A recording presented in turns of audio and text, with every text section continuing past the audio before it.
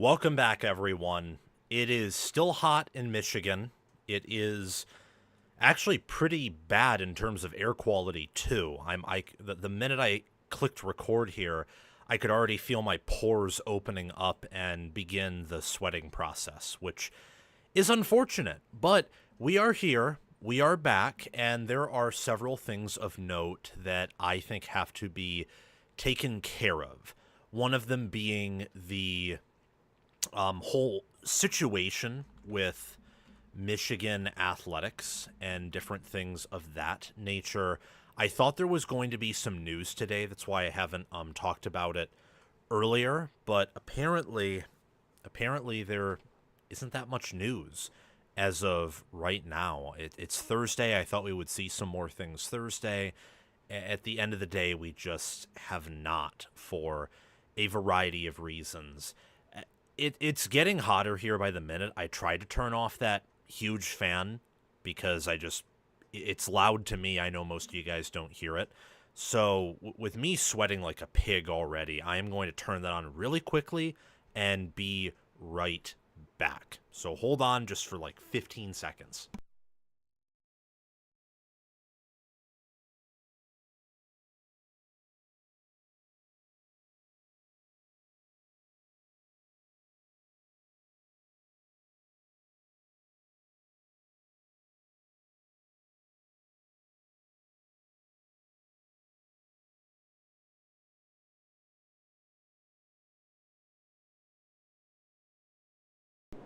Okay, that should help a little bit, I think.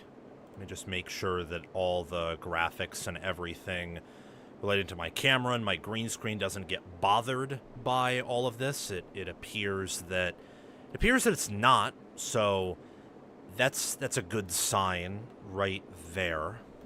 How are you guys doing? It's been a minute. It's been a minute.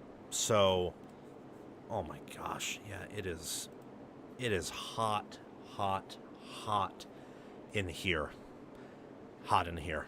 Lesson learned for all of you, don't have your studio be upstairs, because during the summer, if you do not have elite air conditioning, it is going to be, it's going to be really hot. It's anywhere from 8 to 10 degrees warmer upstairs compared to downstairs in your average American home. So, with that all being said, we have a lot of topics to discuss today. More on ESPN's FPI, top college football storylines. Let me know if you all can hear me clearly. Let me know if you can see me. If everything is good, and once we do that, we'll get a rolling, and we should have you all out of here, I would say, by 7:15 p.m. Eastern Time. Just let me know in the chat if there's anything wrong, if there's any background noise. I'm only doing it now because during the fall it will be cooler and I will not have to use a huge, massive fan to cool my entire room. But, okay, apparently we're loud and clear, so let's get started, and I believe the best place to start is talking about ESPN's Football Power Index, and taking a look specifically at the strength of schedule rankings. Chris, Drew, and I, on our now weekly show, where, bless me, wow, that was bad, where we take a look at things on Tuesday afternoon, record them, try to get it up on Wednesday on my channel. We discussed ESPN's FPI and some of the absurd strength of schedule stuff that FPI put out there. So I wanted to just rehash it in this video or in this segment, in this live show, and discuss it here. ESPN's College Football Power Index is a wonderful tool, but its preseason rankings do not prove anything, including SEC superiority. They aren't even accurate in the preseason. ESPN's preseason FPI has gotten a lot wrong in the past. Its excellent reputation is due to how it evolves and adapts throughout the season. And the evidence for my claim is that the SEC has been overrated in the past several editions of preseason FPI. Many SEC football teams, including the top 3 SEC football teams in the 2025 preseason FPI, Texas, Georgia, and Alabama all finished several spots lower in the conclusion of the 2025 season. They were not accurate in 2025, so how can we guarantee that the same methods are going to produce an accurate picture in 2026? Again, we are looking at the preseason strength of schedule rankings here. That is all we are looking at. We're not looking at 2025's final strength of schedule ratings, which, guess what? Wisconsin had the toughest schedule per 2025 FPI. Only one Big 12 team is represented here, that being Arizona State, who I think has a bear of a schedule themselves. A few ACC teams are represented in the top 30, although no Big 12 or ACC team is represented inside the top 20. North Carolina, Stanford, Boston College, and Florida State are ACC schools with top 30 schedules per ESPN's FPI.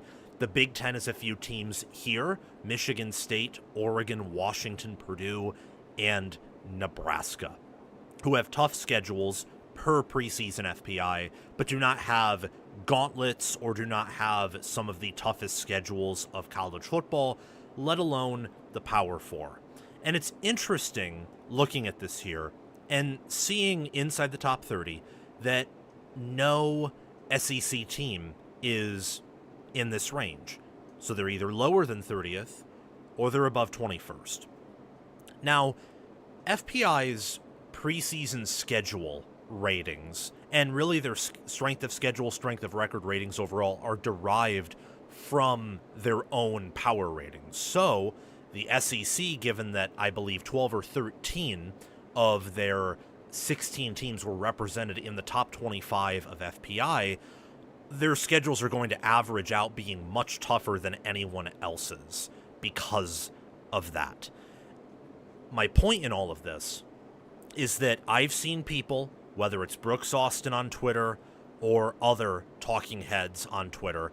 I made a long reply to Brooks Austin's take with a bit of sarcasm, which is appropriate here and there, where he was cynically talking about how you can't claim to be the best league in college football when your teams are, and then he listed Purdue, Michigan State, Wisconsin, Illinois, Rutgers, Maryland, Northwestern, etc., all the lower-end teams in the Big Ten, and he listed their FPI score, preseason FPI score, and cited that as a reason why, well, the Big Ten can't claim to be the best league.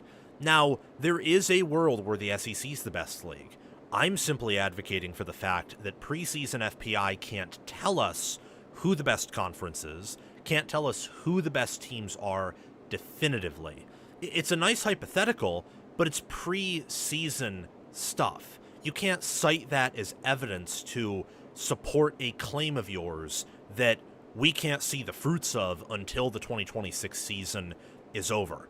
Looking at the top 20, the worst SEC schedule is Georgia here at 20th. So the weakest SEC schedule is still tougher than all ACC schedules and tougher than all Big 12 schedules. Honestly, I can believe a lot of that. I can. My problem is, from my perspective, using my predictive ratings and my research, how is Georgia's schedule tougher than Nebraska's?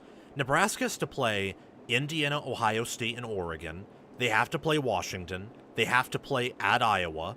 They have to play Illinois, and Maryland, Michigan State, and Rutgers. Now, their non-conference is easy, and a lot of those Big Ten opponents are pretty poor in terms of literally money. Some of those programs on their schedule are the few that don't invest in the Big Ten.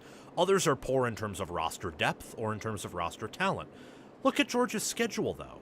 Georgia has to play Tennessee State, Western Kentucky, at Arkansas, Oklahoma, Vanderbilt, at Alabama, Auburn, Florida, in Atlanta, at Ole Miss, Missouri at home, at South Carolina, and Georgia Tech.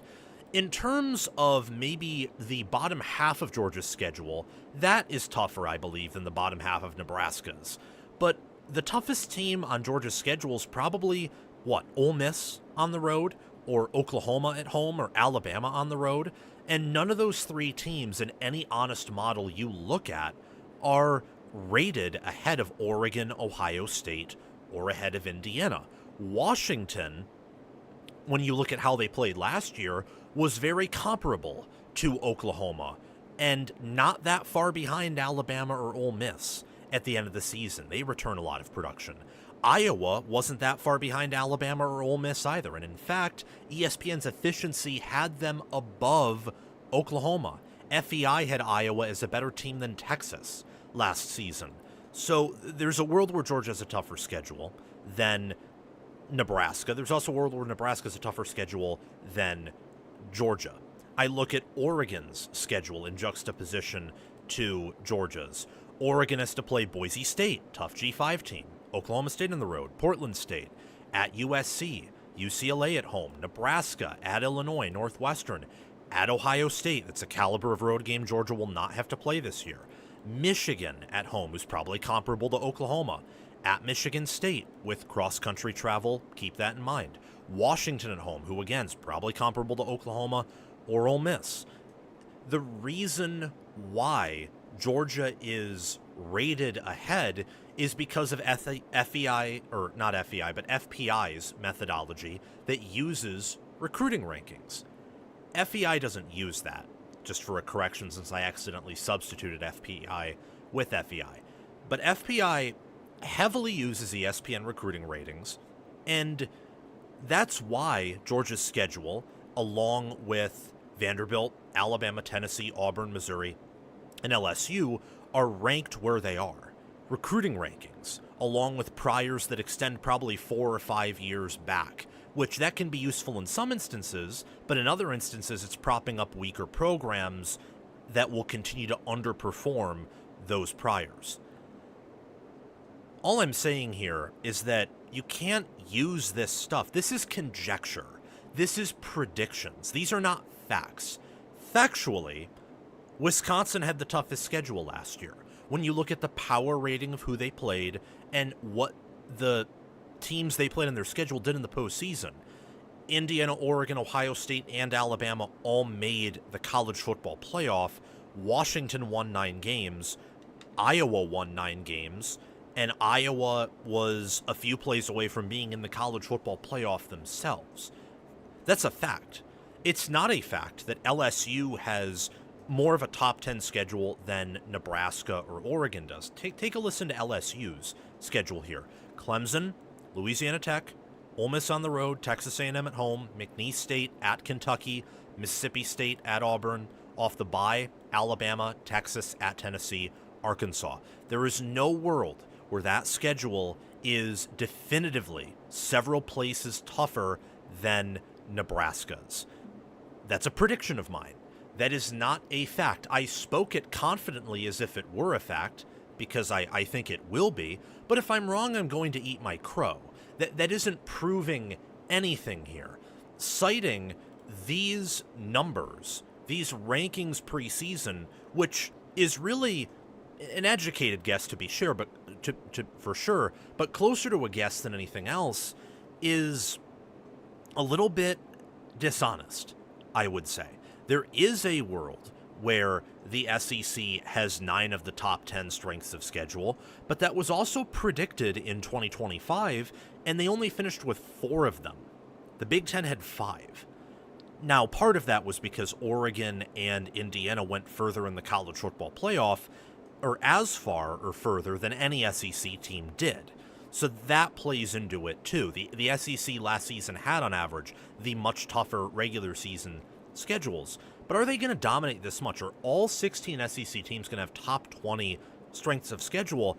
That's statistically unlikely, in the same way that the SEC will have, say, like 7 or 8 teams power rated inside the top 10. I guess it's possible. Maybe one day it'll happen with the Big Ten or even the SEC, but it's unlikely.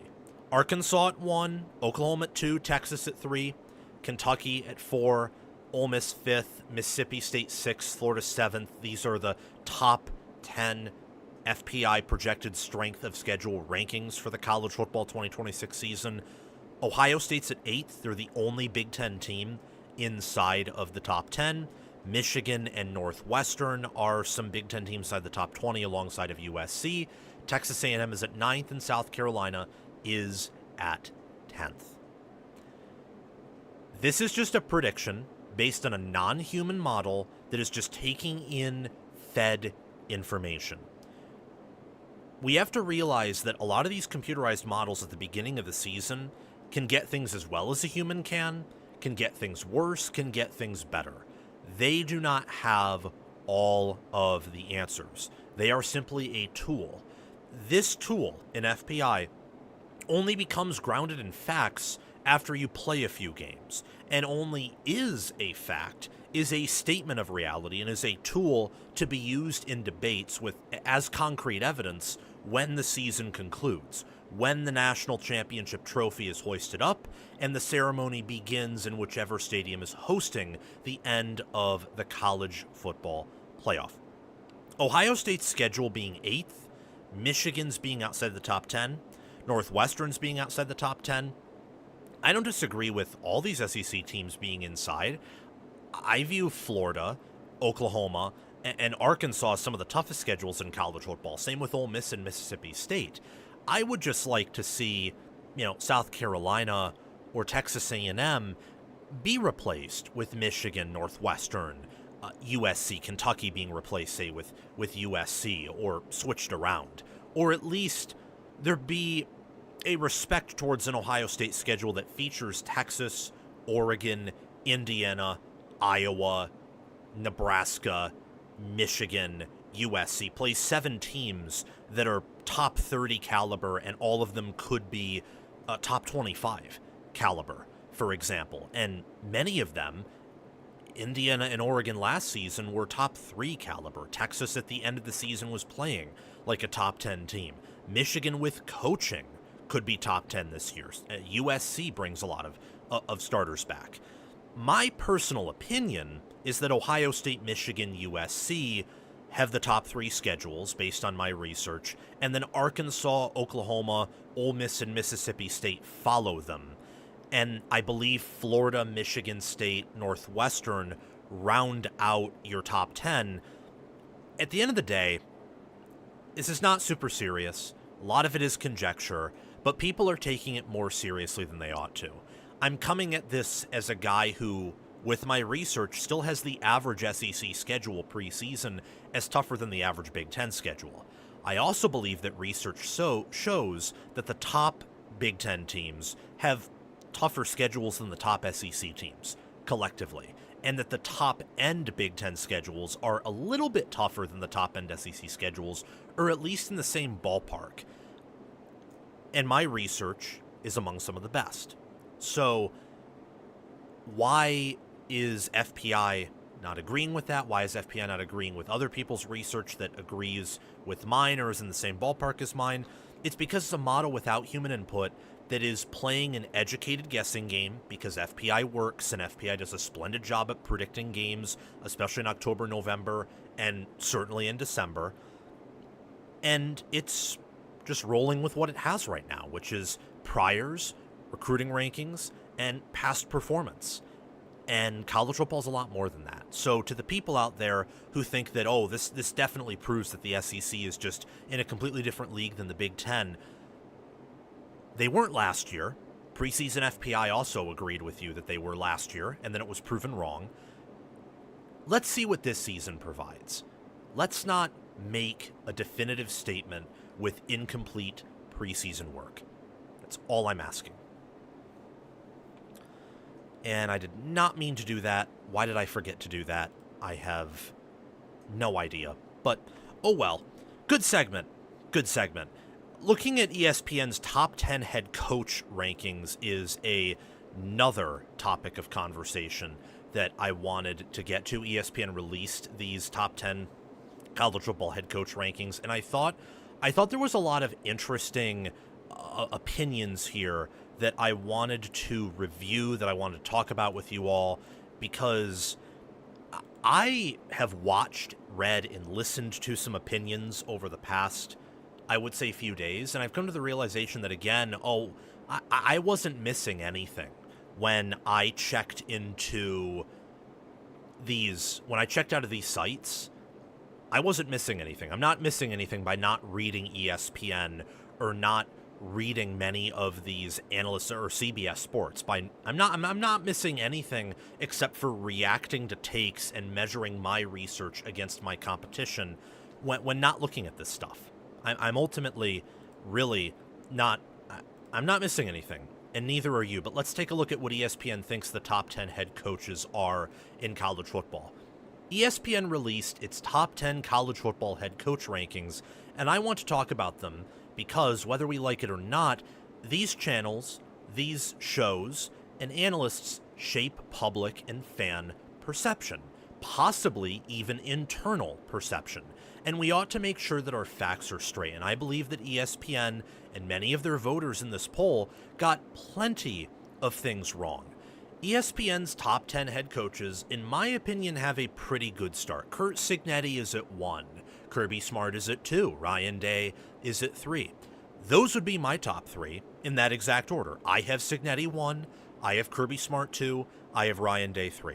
And then I kind of have a chasm between 3 and 4, where whether you have Dan Lanning, Marcus Freeman, Steve Sarkisian, Mario Cristobal, Keelan DeBoer, Kyle Whittingham, Mike Elko, Lane Kiffin, any coach you name, they would need to win multiple natties to get to the point where I have either of the top 3 right now.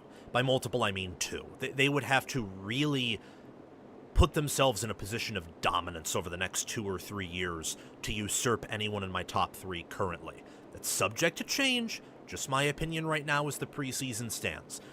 But some of the logic behind these rankings was a bit off. So ESPN, of course, is a panel of voters that decides this top 10. One of them, Bill Connolly, who I actually happen to like, ranked Ryan Day 8th in his head coaching rankings. Let's read Connolly's explanation here. Honestly, this is Connolly speaking, it's just really hard to evaluate the performance of a successful Ohio State head coach, as it has been the most consistently awesome program in the nation for decades. I may have dropped Day too far after last season, but I just didn't think he stuck the landing at all in 2025. When it was time to help that offense shift into gear late and ramp up the tempo and risk profile against elite opponents, Day just couldn't do it. I'm not an Ohio State fan, but I was yelling at the TV during the Miami college football playoff game because the Buckeyes just refused to pick up the pace in the second half when they were down multiple scores. They weren't up for the task late in the season, and it cost them. 8th is probably too low. At least he admits that it's too low, but I guess it could be considered a challenge for 2026. Now, the reasons he just mentioned are in part the reason I have Ryan Day 3rd. Ryan Day had the most talented roster between him, Smart, and Cignetti of last year, between my top 3 coaches. And Smart and Cignetti had equivalent or better records despite having far less NFL talent. Now, you could make the case that some of that's due to Day having the number 1 developmental program.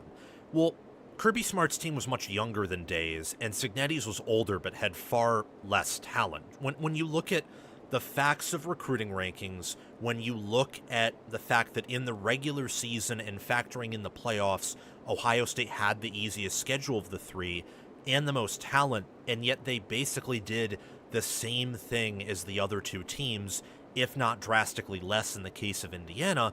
That on top of Day having 1 natty, Cignetti having 1, and Kirby Smart having 2, along with what they've done in the FBS over the past 5 seasons, I think would objectively yield Day being the 3rd best head coach, behind Kirby Smart at 2 and Cignetti at 1. And I would say, as Connolly would probably agree with me, that Cignetti and Smart are closer to each other than Day and Smart are.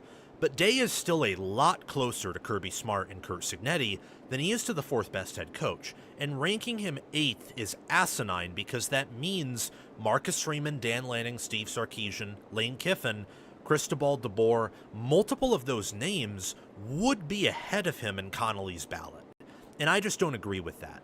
Being a head coach is more than making sure you are perfect at the number 1 program. Saban wasn't even that at Alabama. I don't believe anyone on this list yet is Saban. But at some point, people have to measure a coach for what they are in the current era.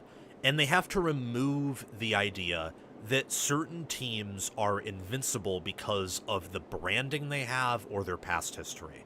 Ohio State is not invincible.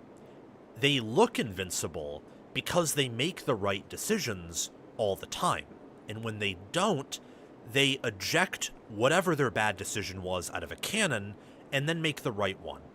Ohio State is the epitome of what meritocracy can grant you if you make the right decisions and have resources. You do have to have some advantages, of course, but if you make all the right decisions with said advantages, you will be golden in a meritocratic system. That's pretty much been Ohio State in the history of college football. They have rarely, if ever, made bad decisions, and I feel as if Ryan Day is sometimes unfairly punished for that. Kirby Smart's in a similar boat with some names right now for that exact same reason. People are wondering if Kirby Smart has lost his fastball, or if he's dropped off a little bit. And I don't think that's the case. I just believe in the current era, Georgia's inherent advantages, Ohio State's inherent advantages, just aren't the same as they were 5 or 10 years ago. So the fact that Day and Smart continue to compete, and in the case of Smart, win their conference championships, and in the case of Day, he's won a title in the past 2 seasons. Smart has won the SEC multiple years in a row, won double-digit games every year he's been there since his first. Day has won double-digit games every year he's been at Ohio State. That deserves to be commended. No one should have Day, Smart, or Cignetti below third. No one. No one. Absolutely no one. I think that is it's very dangerous to view any of those three teams with any of those 3 coaches as of this moment as worse than being top 3 in their respective fields in terms of program, in terms of achievement, in terms of coaching job. What Day has done, being able to cycle in and out coordinators, the same thing that Smart has been able to do, and Cignetti, we haven't seen that quite as much, but he at one point had Corey Heatherman as his defensive coordinator. He left for Minnesota and then is now at Miami, and he's balled out everywhere he's been. He replaced him with Bryant Haynes, who is a fantastic defensive coordinator. So if you look beyond the Power Four, Cignetti has also cycled through coaches and have had success. Day, Smart, and Cignetti just are who they are. So while ESPN did themselves right by placing them all top 3, and in my opinion ranking them accurately, I just can't have Bill Connolly putting Ryan Day at 8th.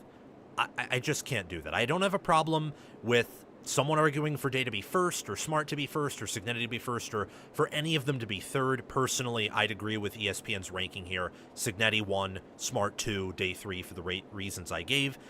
After that, we get Marcus Freeman at 4th, Dan Lanning at 5th, Steve Sarkisian at 6th, at 7th, Lane Kiffin, 8th, Mike Elko, 9th, Kyle Whittingham, and then tied for 10th, Cristobal and Kalen DeBoer. So technically in this top 10, we have 11 coaches mentioned, which I think is kind of fun. Plus to ESPN, credit to them for making their articles fun here. This is where we have a lot of problems. Marcus Freeman at 4th, I don't have the biggest problem with. But the almost unanimous opinion in college football is that he is 4th when he has losses to NIU and Marshall and is winless against Ryan Day. And his one win against Kirby Smart was when Kirby Smart had a backup quarterback and a plethora of his team was hurt after one of the toughest schedules in college football history. And the score of that game's a bit deceiving. They had a special teams touchdown. They won the turnover battle. Georgia could not catch the football. And Notre Dame won by 2 scores. There's a universe where that same Georgia team makes it competitive or even wins there. It wasn't this dominant performance. I also believe that that false start, which should have been, it should have been called the false start, but was called an offsides, which helped Notre Dame win and close out the rest of the game. That's still stuck in people's minds as a moment where Freeman outcoached Kirby.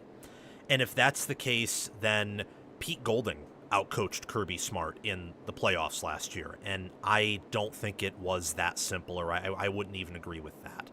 So the unanimous opinion here that Freeman's number 4, and I've seen people on social media even say that he could easily be top 3, and it's like, what are you smoking here? 2 G5 losses, missed the playoff last year with probably a top 5 team, which is heresy.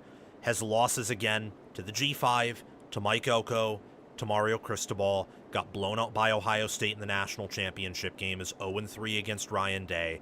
Even if he is 4th, which I don't think is a sin, but I don't think it should be unanimous as it is, he is clearly far below Ryan Day, and even if he beat Ryan Day and won it all this year, he wouldn't be a better coach than Ryan Day after just that one season. Dan Lanning at 5th, I personally would have as 4th ahead of Freeman. The reason being that Lanning has not lost to teams that he should lose to, which is the mark of an elite coach. Kirby Smart, Ryan Day, and Curt Cignetti also share that trait. They don't have a yearly loss, or really, if ever. It's very rare they lose to teams who are inferior to them. The last Kirby Smart loss to a team that was definitively inferior to his in terms of recruiting talent and power ratings and coaching prowess and quality and all those things was South Carolina in 2019. That was the last one at home. Ryan Day's last one was to Michigan in 2024, and that's his only one. Curt Cignetti hasn't had a game like that at Indiana, though he did have, I think, probably a handful at the FCS or at James Madison before he came to Indiana. Freeman had one against A&M last year. Before that, NIU. Before that, Clemson. Before that, Marshall.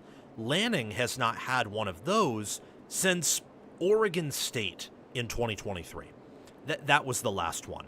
Washington in 23, losing to them twice was not good, but I believe that Kalen DeBoer is a pretty damn good coach, and that Washington team had several first-round picks on it. So I give a little bit more of a pass there. Lanning has won big games. He has as many top 10 FPI wins as Marcus Freeman does. In fact, I believe he has maybe one more, or maybe it's one fewer loss. His only losses, only 5 losses over the past 3 seasons, are to teams that either played for a national championship game or won the national championship game. He also has a win over Ryan Day, a top 3 head coach, in a way that I thought was more impressive than Freeman's over Smart, due to, in 2024, Day having the vastly superior team compared to Kirby Smart. Steve Sarkisian's at 6th. Don't have too many qualms with that.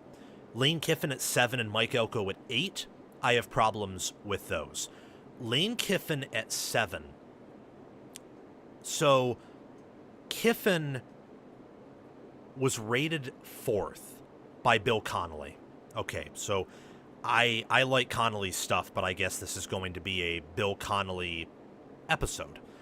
For all of his eccentricities, writes Connolly, Kiffin has aced his last 2 head coaching gigs. Florida Atlantic was 9-27 in the 3 years before his arrival, 27-13 during his 3 seasons, and 15-18 3 seasons after.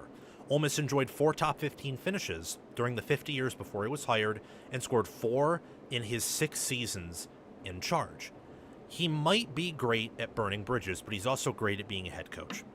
There is no way, no universe, no objective system that would have Lane Kiffin ahead of Ryan Day, even factoring in the vast resource differential. And the epitome of this is 2024, when Ole Miss had a much easier schedule than Ohio State and honestly had a similar roster. Ohio State's was much deeper, but Ole Miss's starting roster had a first-round defensive tackle, a quarterback that was infinitely better than Will Howard, an offensive line that after Ohio State suffered its injuries was pretty comparable to what the Buckeyes had and what Ole Miss had. They had great receivers, they had better tight ends than Ohio State did, and they had some pretty epic players in the D-line. I mean, they were comparable with Ohio State at the end of the season. O-line, D-line, tight end, vastly superior at QB, probably better on special teams too, because Ohio State's 2024 special teams, like every year, with rare exceptions under Day, have been pretty porous. And yet, Kiffin went 9-3 and lost to Mark Stoops, Billy Napier, and Brian Kelly, who are all fired. All got fired from the positions they were in 2024. And 2 of them are not coaching this season. Day lost to a Michigan team with multiple first-round NFL picks and a lot of NFL talent. At home, it was really bad, but he also had a clearly, obviously horrific game plan which I would argue Kiffin probably had 3 of those in 2024. His other loss was to an Oregon team that was 13-0 and had a top 5 coach unanimously, and in my book, the 4th best head coach in Dan Lanning, with also a lot of talent. Day won a national title. Kiffin and Ole Miss won the Gator Bowl after losing to a handful of teams that fired their coach the following year, and Kentucky was an atrocity to watch that season.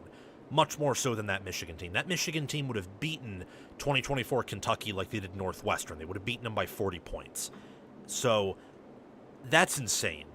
That is absolutely insane for starters. Heather Dinich left Kiffin out of the top 10, and Heather Dinich's reason was that Kiffin needs to win big. He has yet to win a league championship outside of Conference USA titles or a national title as a head coach. And his only win against the FPI top 10 as an active head coach at Ole Miss was against Georgia in 2024, where he actually in that game had the better players.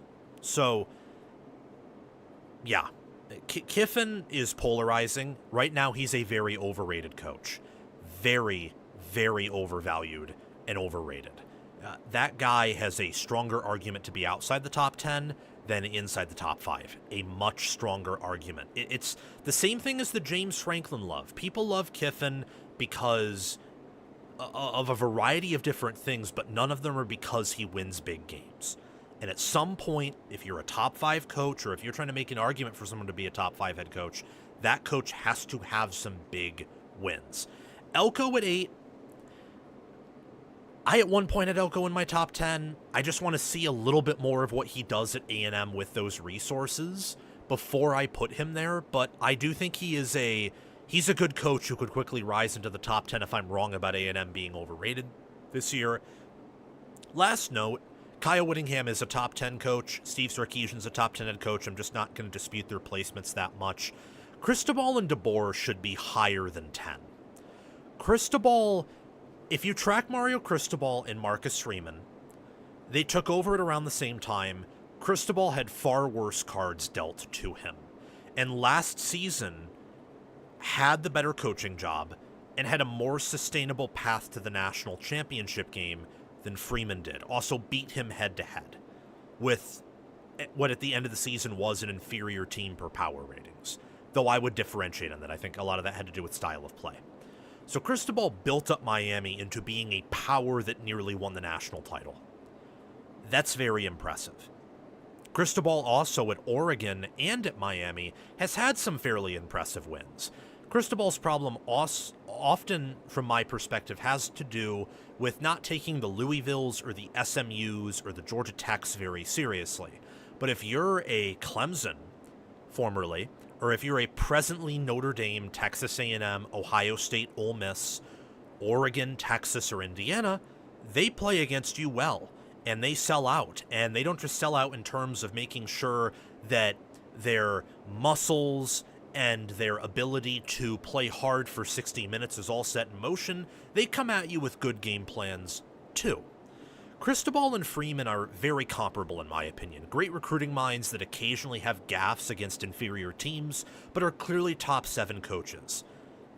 I know that Cristobal's track record isn't as great as Freeman's. I just happen to think that has a lot to do with the fact that Freeman had a much better setup in his first few years than Cristobal did. DeBoer has been disappointing at Alabama.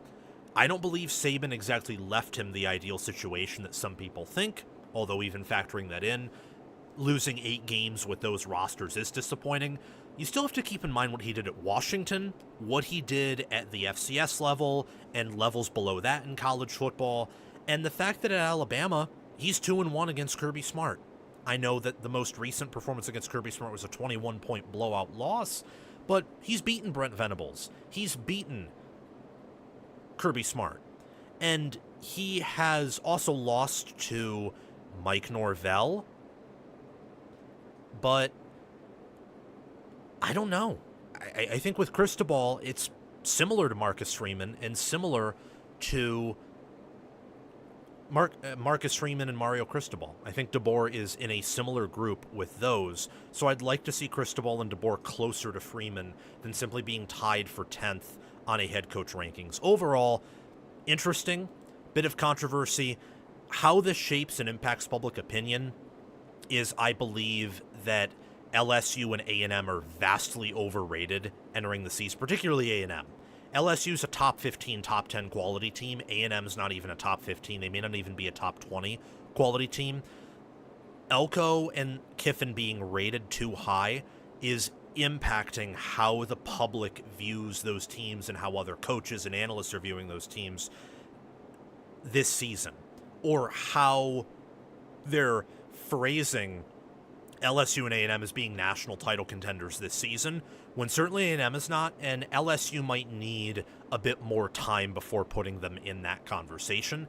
I also believe that there is still a bit too much unrecognition towards how great the top three head coaches are, Day, Smart, and Cignetti, and how far away they are from the rest of the landscape. And I still think it's a bit weird that Cristobal and DeBoer are as low as they are after what they've done in the past, I would say, 3-4 years. Cristobal building up Miami, DeBoer maintaining a level of competency at Alabama that is a bit disappointing but still good, and being really impressive at Washington. And what is it with everyone thinking Marcus Freeman's a top 4 head coach? Like, he's certainly top 10, and he has an argument for being top 5. The opinion shouldn't be as unanimous as it is, though. I got so much pushback on Twitter for having him, I think, 6th or 7th in my rankings, and people were really mad at it. Why is he definitively better than everyone except for the top 3? I don't think there is an objective, definite answer as to why he does not have an argument to be lower than 4.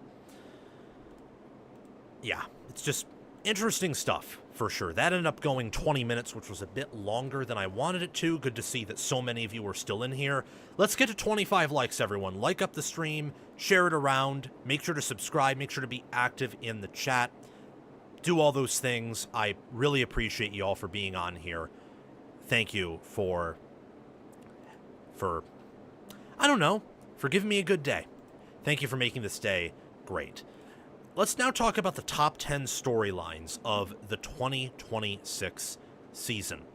Every college football season has its narratives and storylines, the myths, the rivalries, and close calls that determine so much. So before the season starts, I want to tell you my top 10 storylines for the 2026 season. I'm going to split them up into groups of 5. So the first 5 storylines are which coaches succeed and which ones fail. Not just coaches on the hot seat, but coaches that are brand new, or ones that I want to focus on. Obviously, which coaches on the hot seat restore their opinion, restore.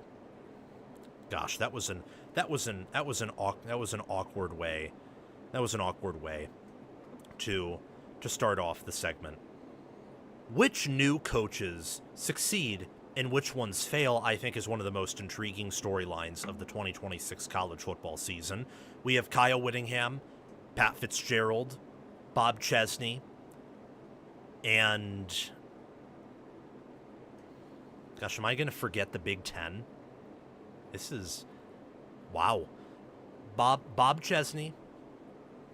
Let me see. Bob Chesney, Kyle Whittingham, Pat Fitzgerald. I know. Oh, Matt Campbell. No duh. We have Matt Campbell, Kyle Whittingham, Bob Chesney, and Pat Fitzgerald in the Big Ten. John Summerall, Alex Golish, Ryan Silverfield, Lane Kiffin, and Pete Golding in the SEC.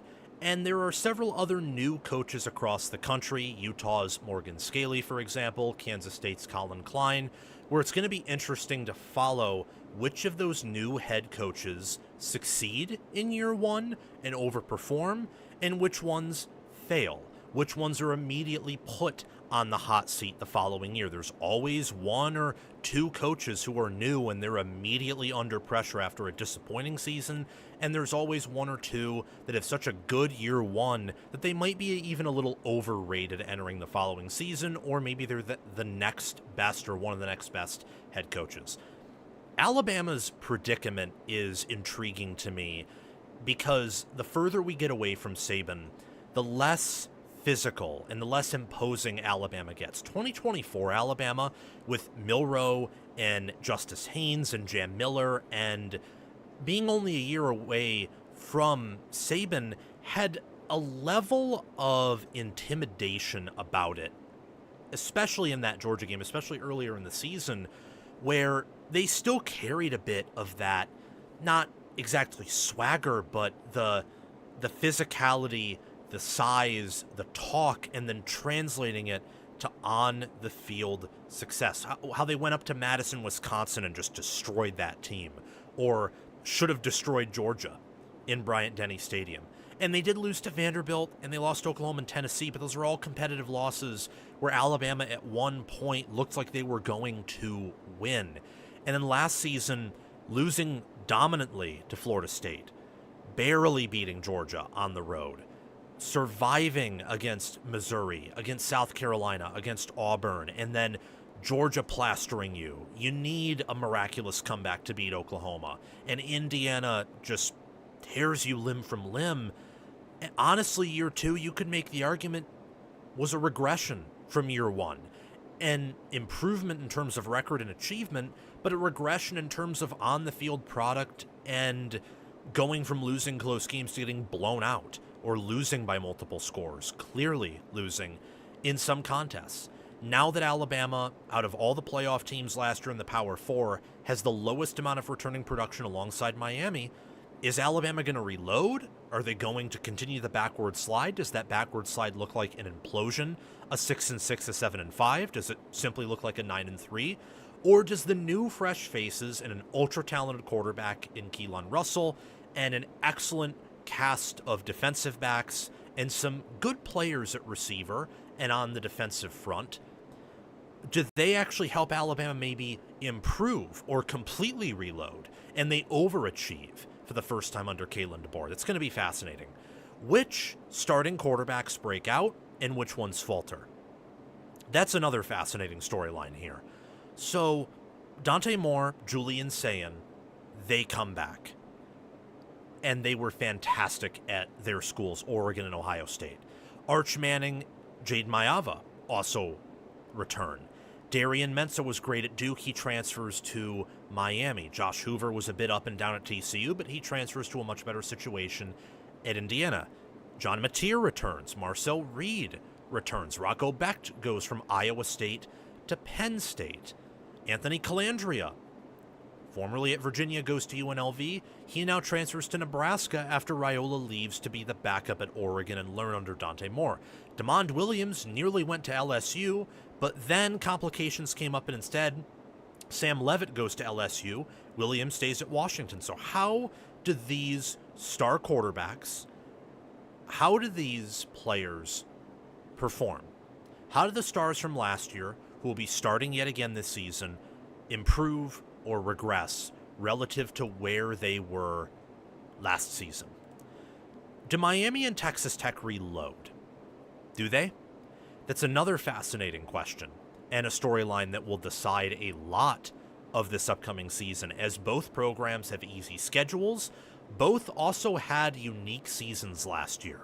Notre Dame has had a few seasons of putting together ultra-talented rosters or top 10 teams. Obviously, Ohio State and Georgia have.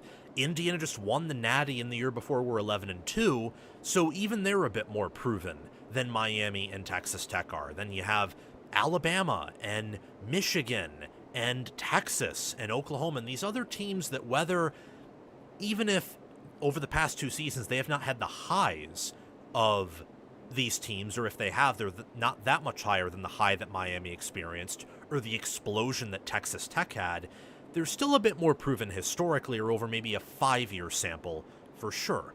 They're a bit new to this whole losing a whole lot and replacing a whole lot and trying to maintain standard to get better thing.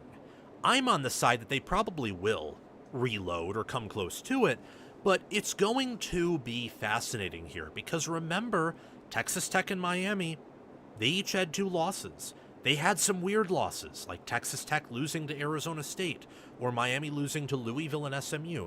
So even 90 to 95% reloading could result in one of them missing the playoffs or both of them perhaps. If they come close, but lose in some leadership areas, or they're close, but that extra 5% that they need to get back to where they were ends up costing them an additional game, and maybe they're out of the playoff picture entirely. Or they completely reload, or maybe are 105% of what they were last year, and now they're national title contenders. True national title contenders. So that's going to be interesting. Oregon, Texas, and Notre Dame are teams that I have on college football playoff or bust watch. And it's going to be interesting to see which of these teams best responds to pressure, and if any of them completely implode, as Clemson and Penn State did last year. I don't think either of them will implode, but looking at the schedule Texas has, and the fact that out of Notre Dame and Oregon they were the worst team clearly last season of that bunch, they're probably the most likely. What happens if Ohio State comes into their house and beats them and looks like the better team, and then say they lose on the road to Tennessee with year one of Jim Knowles, year one of Derek Owings, and Josh Heupel trending in the wrong direction at Tennessee? And what if he starts trending in the right direction because he gives Texas its second loss in the month of September? Things could derail there. I don't think it'll happen. I also believe that Oregon and Notre Dame don't even have the schedules to where that's possible, and I'm much more confident in what they have in terms of alignment of schedule, resources, depth, and starting talent to get to the playoff, which is half the battle for fulfilling natty or bust expectations. Half the battle for being a title contender is just making the playoff. And Oregon and Notre Dame, I believe, are two of my 4 college football playoff locks. Teams that you could not just pencil in the playoff, but pen in the playoff. I believe Notre Dame and Oregon are 2 of them. Interested to see if maybe I'm wrong, though. And only one team can win the national title. And I believe these 3 teams have natty or bust expectations because of how much they'll likely lose after this season, or the schedules don't align as well, or they have, in the case of Notre Dame in particular, long tenured coordinators. Denbrock's been around there for a few years. This will be Ash's second year. What happens to these 3 teams? Because one of them is going to likely succeed if you were to parlay the odds of these teams of one of them winning a national title. There's a chance none of them win it all, though. Ohio State, Georgia, Indiana, Miami, Texas Tech exist. And even if one of them does, the other 2 aren't going to. So who responds to pressure? What are the expectations at the start of the season? What are they at the end of the season? How do the narratives form around these teams? How do they look when playing games on Saturdays? Fascinated to see. Who will have the number 1 defense is a question I ask and put inside this top 10 because defense wins championships. Last season, Texas Tech, Ohio State, and Indiana were the top 3 teams that had an argument to have the number 1 defense. Indiana won it all. Ohio State and Texas Tech went 12-2. And Ohio State could have beaten Miami, could have played for a natty. Texas Tech probably not, but Oregon was also the 3rd best team in the playoff and had a top 5 defense. The teams that had an argument for the number 1 defense when you look at metrics were Vanderbilt, Notre Dame, and Indiana. Indiana went 16-0. Notre Dame went 10-2 and missed the playoff, in large part because of the defensive struggles earlier in the season. And Vanderbilt was 10-3 and was never really in the playoff picture because of a bad loss to Texas, Alabama beating them, and outside of that, they didn't really have many impressive wins. USC had a top 5 offense per a lot of metrics, and they went 9-4. Over the years, defense is more so correlated with championship success, especially recently with where the game is going, than offense has. So who is the number 1 defense? My early contenders for this are Notre Dame, Oregon, and Indiana, if I'm looking at all aspects of defense. If I'm specifically looking at a defense that is the most explosive, probably would substitute Texas in there, or just add Texas, as I wouldn't take any of those 3 teams out if I was looking at explosivity. But I would add Texas in. If I'm looking at the number 1 defense in terms of fundamental soundness or in terms of tacticianness, probably would remove Oregon and Notre Dame with the coordinators they have, and I would add in a Ohio State to go with Indiana. and add in maybe a Georgia defense that is almost a year older across the board with Glenn Schumann and with Kirby Smart. Texas Tech's defense, I also believe, is likely going to be top 5, if not certainly top 10. Miami lost a lot, but their secondary returns almost everyone. So if their development's right, and I believe the screws are in place there, they're properly screwed in, nothing is loose in the developmental department at Miami, they should improve there. And they still have freaks up front like Ahmad Moten Sr. So who is the number 1 defense? Let me know in the comment section below. Can the SEC make it back to the title game? They have not been to a national title game since 2022. 3 years. Can they just simply make it back? We're not even asking if they can win it all this year. Just make it back. Please, make it back. Because if the Big Ten wins its 4th in the row, or the ACC and the Big 12 win it in the 12-team era before you do, that's going to create some really interesting narratives and cause a lot of heads to spin. And believe me, the latter scenario of the ACC or Big 12 winning it all in the 12-team era before the SEC, it's possible. It's more possible than you think because the best Big 12 team, Texas Tech, and the best ACC team, Miami, have an easier path to the playoff than any team in the SEC does, on paper. Will the Big Ten continue the national title streak? It's almost paired with the narrative that would surround the SEC making it back to the title game, but it's a bit different. It's harder to win the national title than to reach the national title. Just factually, it's harder. So will they continue that streak, or will someone else, the SEC, ACC, or Big 12, take it from them? Given how I believe Indiana and Oregon are playoff locks, and Georgia and Notre Dame are the other two, and then if you look at other teams, Texas Tech, Miami, they are favored to make it. Ohio State's also favored to make it. One of USC or Michigan could break through. I believe, just due to the quality of the top-end Big Ten teams, the coaching, the talent, the experience, the Big Ten is likely to continue their title streak. I have some doubts about Miami, Texas Tech, and SEC teams in the postseason outside of really Georgia, unless Texas is so talented they can compensate for some of the questions I have about Sark, or Steve Sarkisian, rather, to be clear, and Will Muschamp, his new defensive coordinator. But it's not overwhelmingly likely. You're looking at more like 50.1% chance the Big Ten continues the national title streak versus 49.9% for that they don't. And a large portion of that goes to Georgia. And even though I just said I have concerns about Texas, it also goes to Texas. And speaking of Texas, will the school west of the Mississippi win it all? That's a question that will probably only be asked by this channel, but a school west of the Mississippi has not won a national championship since 2005, when Texas did it.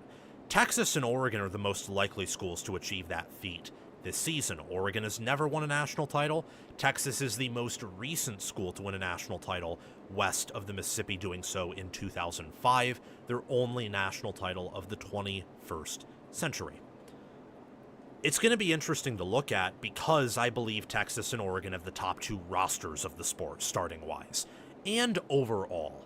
If you want to specifically look at depth, I'd probably substitute in Texas for Georgia. But if you want to look at your starters who are going to play the most snaps and combine that with depth and combine that with development and experience and the fact that not every position is weighed the same, Texas and Oregon have the 2 best rosters in the sport. USC's roster is top 10. Washington's is top 15. Texas Tech is a top 10 roster in my mind. You have so many teams that are west of the Mississippi that can win it all this year. And I look at the next few seasons with what Texas and Oregon are doing recruiting-wise, what USC is doing recruiting-wise, the fact that BYU is trying to be in the arms race with Texas Tech, that Texas Tech is leveling up in a way with scouting, development, and recruiting, where I think it's likely, very likely, almost a lock to happen that in the next 3 or 4 years, the school west of the Mississippi wins it all. Is that going to be this season? It's going to be one of, I believe, Texas or Oregon in my mind, but don't be shocked if Texas Tech or USC does it, and while this is very unlikely, it would take lightning in a bottle stuff for this to happen, Washington and Oklahoma are going to be college football playoff contenders west of the Mississippi. And if you only care about college football playoff contenders and not natty contenders, which is a different narrative, a different conversation, BYU, Utah, Kansas State, college football west of the Mississippi is going to be amazing this year and going forward because the new rules and the current situation of the sport disproportionately benefit schools west of the Mississippi compared to east of the Mississippi. The final top storyline is, will Indiana go back-to-back? And this is the top storyline because of how historic what Indiana did last year was. It was so historically relevant that I don't think it can be overstated how impressive of a job Indiana football was last year with Curt Cignetti. What Curt Cignetti did was historic. It was the most impressive college football season in history, winning it all with only the 77th recruiting roster per 24/7 Sports team talent composite, and setting a school record NFL draft picks, setting a school record for wins after a season where Curt Cignetti did that for the first season he was at with the Hoosiers. He set a school record of wins of 11, then took it up a notch and set a school record at 16. If Cignetti were to go back-to-back, what that tells you is that Indiana's program is now that of a Ohio State, that of a Georgia. Its program DNA is that of those two teams, despite having none of their history. It also communicates that Curt Cignetti is likely a top 5 head coach all time if they go back-to-back. Certainly a top 10 coach all time, just given the current situation at Indiana. They still do not have a top 15, top 20 roster in terms of blue chip ratio, not even top 25. They may not even have a top 50 one this year, though it'll be around that. He's 27-2 at Indiana, and nothing they have done is flukish. And he's won at James Madison, he's won at Elon, he's won at IUP. If they go back-to-back and beat Ohio State, Oregon, Michigan, USC, Washington on the path to doing that, and say beat Georgia or beat Texas or Miami or Texas Tech, they'll have to beat one of those teams, if not two of them in the playoff, then Indiana will be, they'll be anywhere from 41, they'll be 41-4 or 43-2. More likely, they'll be in that range over the past 3 seasons.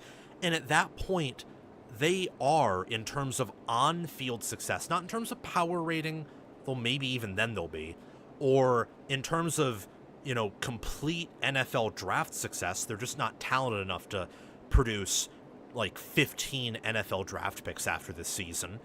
They would then, in terms of wins, losses, and big game performances, be up there with Georgia when they were at their peak under Kirby Smart, or Ohio State at their peak under Ryan Day. And that would be insane to do in Indiana. So that is why I have that as a top storyline, because Indiana is viewed by pretty much everyone as a preseason national title contender, as they should be viewed. I have them as a top 2 team entering this season, and if they go back-to-back, the narratives that will form around Curt Cignetti and that Indiana football program are going to be fascinating, because there are going to be coaches who are all-time greats. Bob Stoops, Urban Meyer.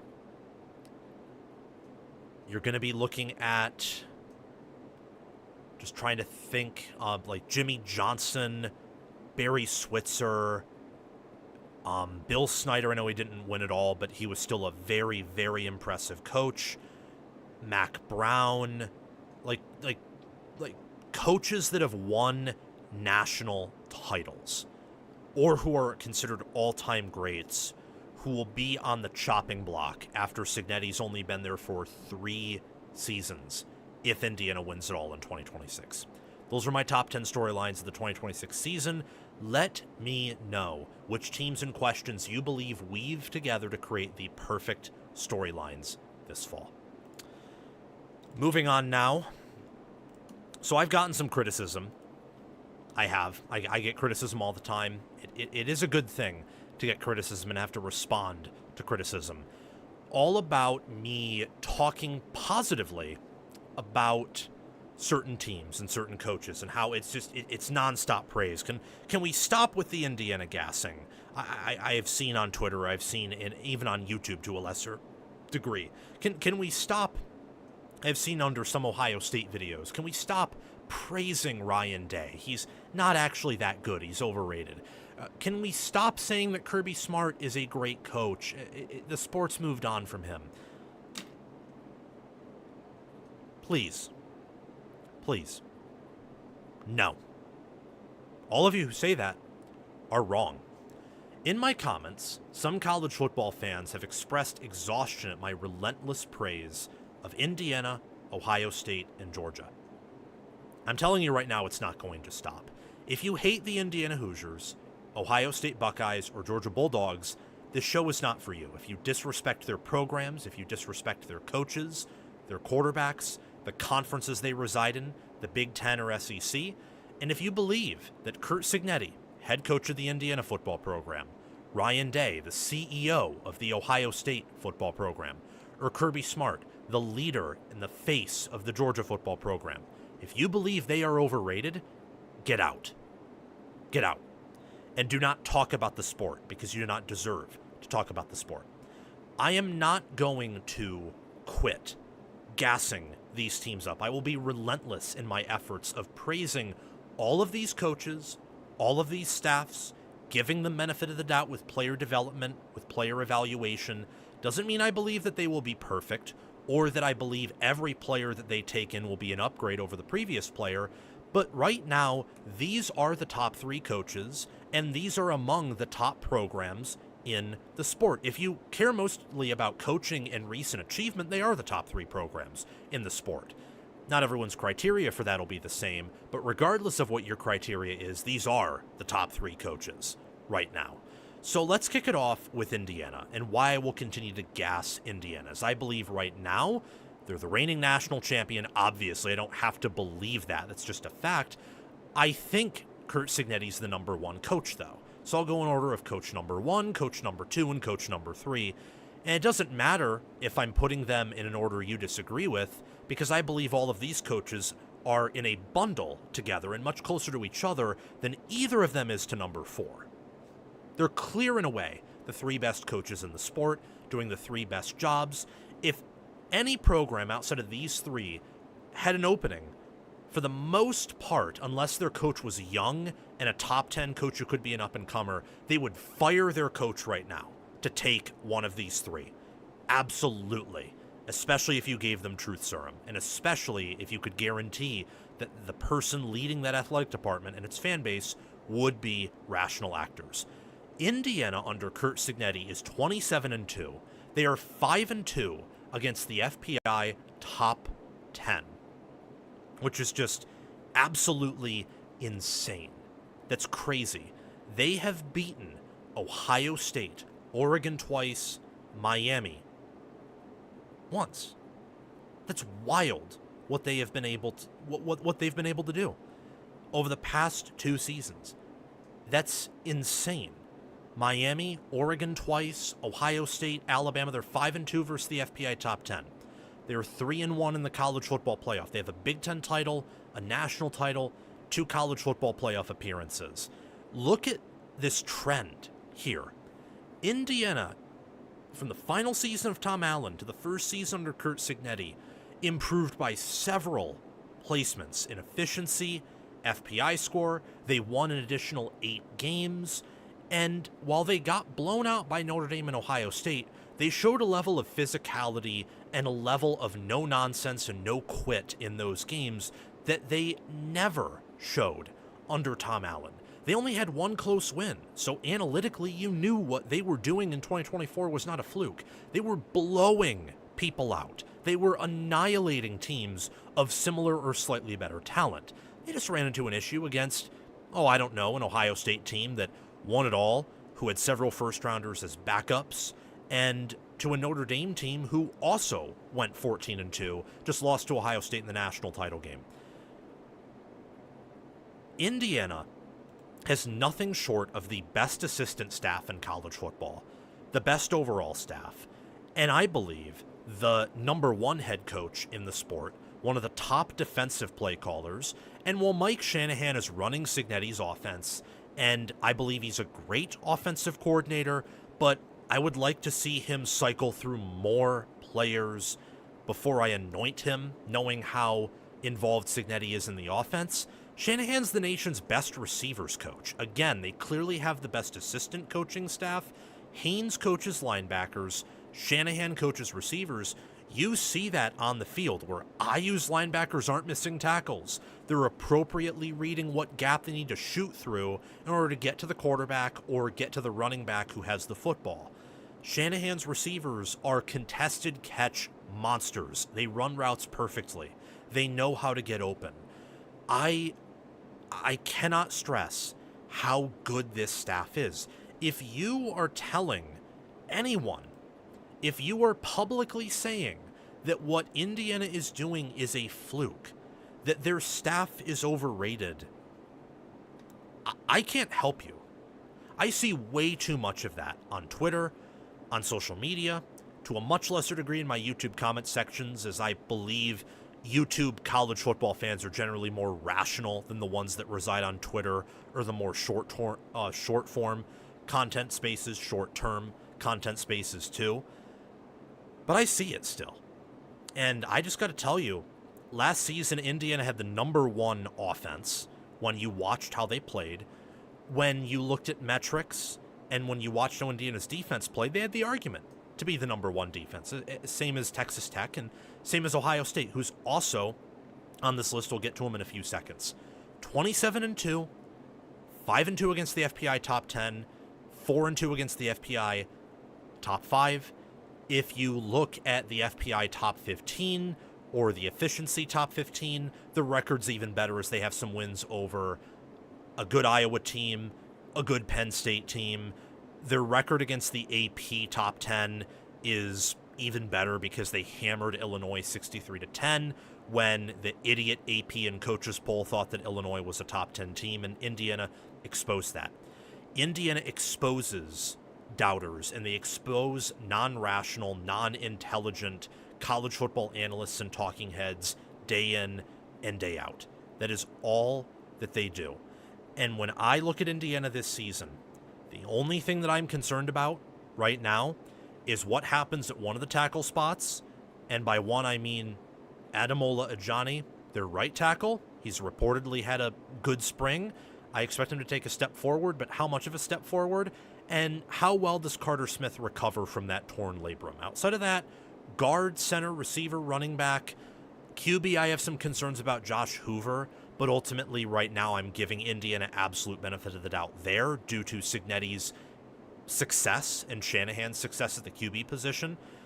Really, it's just tackle, tight end, depth overall on both sides of the football, where I think they're deeper than last year and among the top programs in depth because of how well they develop and how well they're coached. They're just not quite at the Georgia, Ohio State, Oregon level of depth yet. They're just not quite there. They need a few more recruiting cycles, a few more years there, locking everything down before they can get to that level. But this team, this Indiana football team, can absolutely win a national championship. They can go back-to-back. It's going to be tough, but they are one of the best teams, one of the top 5 teams in the country right now. One of the best. Georgia's up next. I will continue to gas Georgia because when your coach is over 100 wins, 117 to be exact, and 21 losses, mostly to exclusively top 25 rated teams, 16-12 against the FPI top 10, 5-3 in the college football playoff, 4 SEC titles and 2 national titles, and your down years, you're 23-5. Well, yeah, you're one of the best coaches in college football, especially when in that down period, you're coming off of an era where you are 42-2 over 3 seasons. You're not going to get better than that. So, while Georgia has regressed a bit in recruiting and inefficiency in FPI score, I stress people because, again, much like with Indiana and Cignetti and his staff, I see it. I see they're a bit overvalued because of X. And it's just not true. It's not true here. Georgia has gotten more players drafted than anyone since 2021. They even got some players drafted last year, even a first rounder. And that was despite them being a young team that barely had any players eligible to go to the pros. The year before that, they nearly tied Ohio State in NFL players produced in the 2025 NFL draft. And that was when Ohio State won it all and fielded this team that seemed unstoppable in the postseason. Georgia is one of the top programs. They have one of the top staffs. In my estimation, the second best head coach, the second best staff overall. And what I love about Kirby Smart is that the identity has remained the same. And that the identity, and by identity I mean in terms of the style of play, better fits the current meta of college football than ever before. Multiple tight ends, receiver being important as it is, but not this position where you're going to put extra resources toward it to sacrifice play on defense or sacrifice play on the O-line, as Lincoln Riley and Ryan Day a few years ago did, and even recently Lincoln Riley did. The metagame is shifting towards O-line, D-line, tight end, gutsy quarterback. And that's what Georgia has had, and that is what Georgia has right now. The recruiting, I understand, isn't where it was a few years ago. They're only 2 seasons removed from an amazing recruiting class, 1 season removed away from one that was a top 5 caliber recruiting class.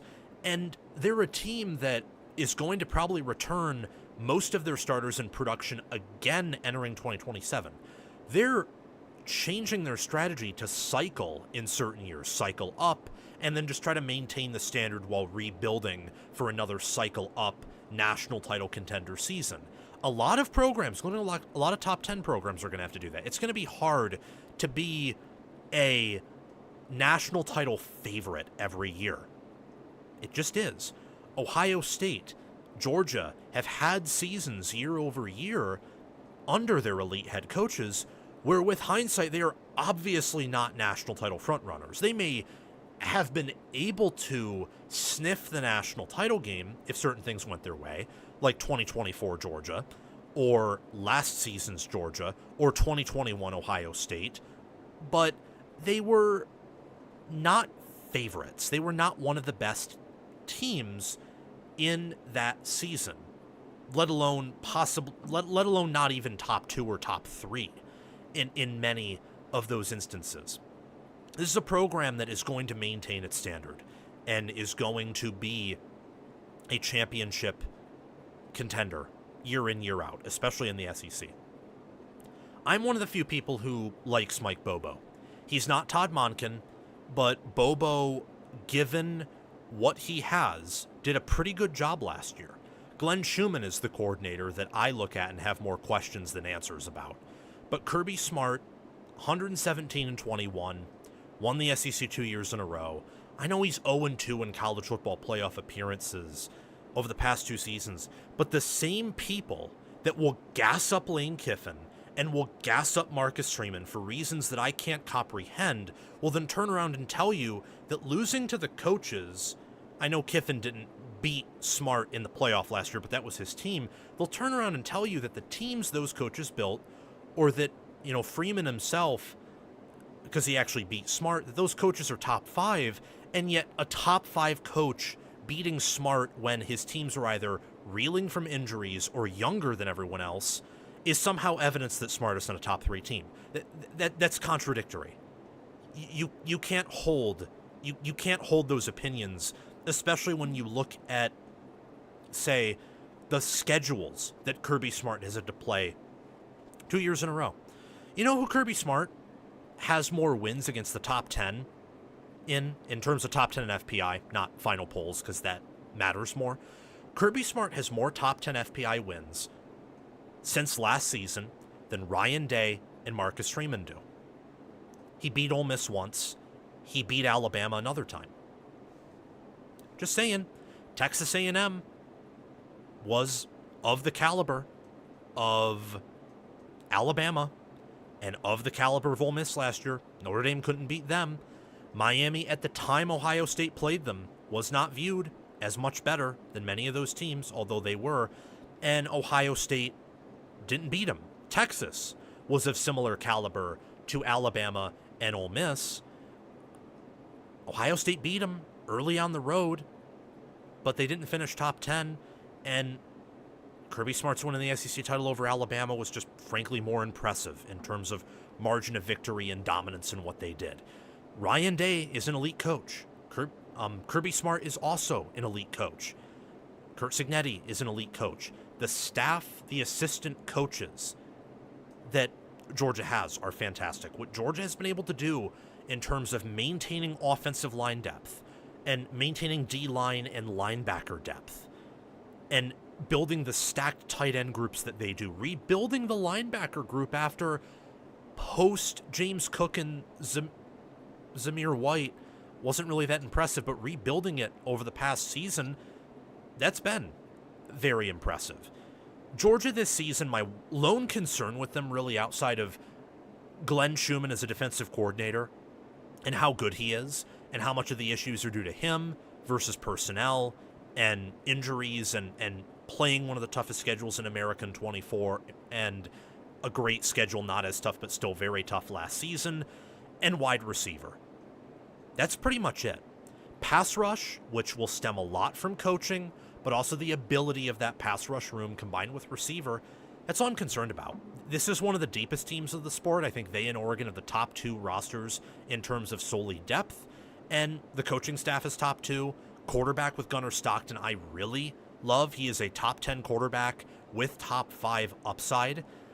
I love the gaminess that he provides, and by gaminess I mean uses his legs, makes plays happen, makes up for his mistakes, doesn't make too many mistakes. He is not the same prototypical NFL quarterback that, say, Julian Sayin is. He's not. Or, especially, Dante Moore or Arch Manning.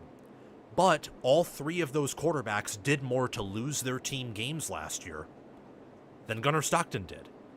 I don't remember any of those 3 quarterbacks outside of Dante Moore against Iowa throwing a clutch pass in a gotta-have-it situation that Stockton had against Tennessee, or some of the clutch gotcha moments that Stockton had against Ole Miss to keep the team alive when the defense couldn't do a damn thing against Trinidad Chambliss. So I will continue to gas Georgia, and if you hate it, this isn't the channel for you. It's the same thing with Ohio State. Ohio State under Ryan Day, nothing short of amazing. He took Urban Meyer's program and leveled it up. 82-12 overall, 13-9 versus the FPI top 10, 5-4 in the college football playoff, 2 Big Ten titles, 1 national title. Ryan Day is one of the more polarizing head coaches in the sport, which is weird because he's a great guy. Now, Kirby Smart and Curt Cignetti are also great guys, and there's a lot of polarizing things around them too, but Ryan Day is a really great guy who only loses to the teams that are national title contenders, with the exception of that 13-10 game against Michigan in 2024. And Ohio State has the largest fan base on the planet and is the biggest recognizable brand. So the idea that sometimes Ryan Day will even get more hate than Curt Cignetti or than Kirby Smart, and they're all kind of trading with each other, is disappointing. It's not surprising, but it's incredibly disappointing. People will long for the Urban Meyer days at Ohio State, or they will critique Day for things that they would never critique an NFL head coach about, or a coach that does not have the same record, or they would never even critique Nick Saban about, unless they were an Alabama fan, in which case they'd critique Nick Saban about the most delusional things on the planet. Ryan Day is a top 3 head coach, same as everyone we've talked about, Kirby Smart and Curt Cignetti. And I will continue to praise his program, despite, as people, sometimes my harshest detractors point out, me being a Michigan fan. I do not care. If A Michigan booster came up to me, sat me down and say, Sam, you cover college football. You've gotten a whole lot right. You called Indiana to do well, called Miami to improve. We're a bit too high on Sharon Moore at Michigan, but also was willing to call a spade when it turned out that Sharon Moore was failing in both his seasons, and we're willing to call a spade when the stuff about Sharon Moore came out, and you never defended him. Who would you rather have as Michigan's head coach? Because I have all the money in the world, and I can get anyone to be Michigan's head coach, with the exception of Kirby Smart and Curt Cignetti, for the sake of my argument. Would you rather have Kyle Whittingham or Ryan Day? I would say, kind of baffled, easily, I would have Ryan Day. Like, fire Kyle Whittingham right now, bring in Ryan Day. Like, do that. Immediately, even not just because of the age difference, but Day is just a phenomenal coach. The recruiting, the development, the evaluation, the wins, the losses, it's good. There's nothing to complain about. Literally nothing to complain about. It's the same thing with Georgia. It's the same thing with Indiana. If you're a fan of those teams, there are maybe little things you can complain about. An IU fan can complain about right now they're not dominating recruiting. A Buckeye fan can complain about having 4 first-round picks and only winning a natty with that supporting cast and not 2. A Georgia fan can complain about not having won a natty since 2022 instead of not winning one every year. But those are very little things. And if you genuinely believe that those things are non-negotiables, you're a cancer to your fan base and to the sport. You shouldn't be talking about this. This doesn't mean everything Ryan Day touches becomes the greatest thing since sliced bread. He, along with Kirby Smart and along with Curt Cignetti, have their faults. But right now, Ohio State's dominating the NFL. They're dominating college football. They are the standard in the Big Ten, like Georgia is in the SEC, like Clemson was once in the ACC, same with Florida State. And yeah, Day learns. Had the issues with defense in 2021. Some thought he might be another Lincoln Riley. Turns around, hires Jim Knowles. Defense is immediately better. Within 2 years, it's elite. Produces one of the best defenses that we've ever seen in college football in year 3. Knowles leaves for Penn State, hires Matt Patricia. It's the same damn thing. He hired Arthur Smith this offseason. He facilitated Brian Hartline and his ascendancy to being one of the greatest position coaches of all time. And let me correct myself. Didn't mean off-season, meant preseason. We don't have off-seasons on college football with Sam. Don't do it. But at the most boring point of the preseason, where there's just no news, quietly hires Arthur Smith. Quietly hired Chip Kelly when Bill O'Brien took the job at Boston College. He aces coaching hires. He doesn't make bad decisions. And yes, special teams haven't been the greatest. Wide receiver hasn't been the greatest at Georgia, and yet there have been moments under Smart or under Day where they fix those issues. If your complaints are minor about a coach, you got a good coach. And Ohio State has the 3rd best head coach in my mind, the 3rd best staff, and it's a staff where some people will say you're underrating them by putting them 3rd. Maybe I am. But 1st, 2nd, and 3rd are all very, very close together. They're pretty much in a bundle if you were to zoom out on my coaching grade chart. They're all 3 in a bundle, and then my pinky finger that I'm shaking right here, that is staff 4. That's how far away these 3 staffs are from the 4th, the 5th staff, whether it's Notre Dame, whether it's Texas, or Oregon, or Miami, or Texas Tech. Your staff does not touch these staffs. They don't. Mario Cristobal may have beaten Ryan Day last year and had a better game plan initially. A huge part of that was just roster. Ohio State's O-line wasn't physically, mentally capable of blocking that Miami D-line, and Miami's O-line was very physically, mentally capable of blocking Ohio State's defense, and that can compensate for a deficiency. We saw it last season. This is one of the best staffs in college football. They have 2 former NFL head coaches. And more importantly than that, it's more important to point out they were successful coordinators in the NFL. If they were just NFL coaches and that was the best achievement they had, well, that's pretty crappy. They weren't good NFL coaches, but they were good NFL coordinators. And now they're coaching NFL players, and they're not going to have to face NFL players every Saturday. Maybe every third Saturday, and in the playoffs every Saturday, but in the regular season, they're going to have some free wins, which you don't get in the NFL. And you have a coach in Ryan Day who is very NFL-esque in what he demands and what he wants. Like all these coaches, like Cignetti and Smart and Day, they all demand a level of professionalism and a level of buying into the process and a level of commitment and no nonsense that you don't get from many, if any, other college football programs. When you look at the schedule for Ohio State, it's different this year from other schedules. It's a lot like the 2024 schedule. You don't have 10 or 11 guaranteed wins. You have 9. And the Nebraska and Michigan game happened, so you have really maybe 8 guaranteed wins. Maybe even less than that. But Ohio State's floor is still going to be 9-3. Why? Because with Ryan Day and his record against the top 10 of FPI, 13-9, his overall record, he has a winning record in the college football playoff, the success that he has, the roster he's assembled, where honestly, the offensive line depth and how it performs against the top end D-lines, tight end, which version of Arthur Smith we get, and the special teams, that's what I care about. Everything else is set. Everything else is guaranteed.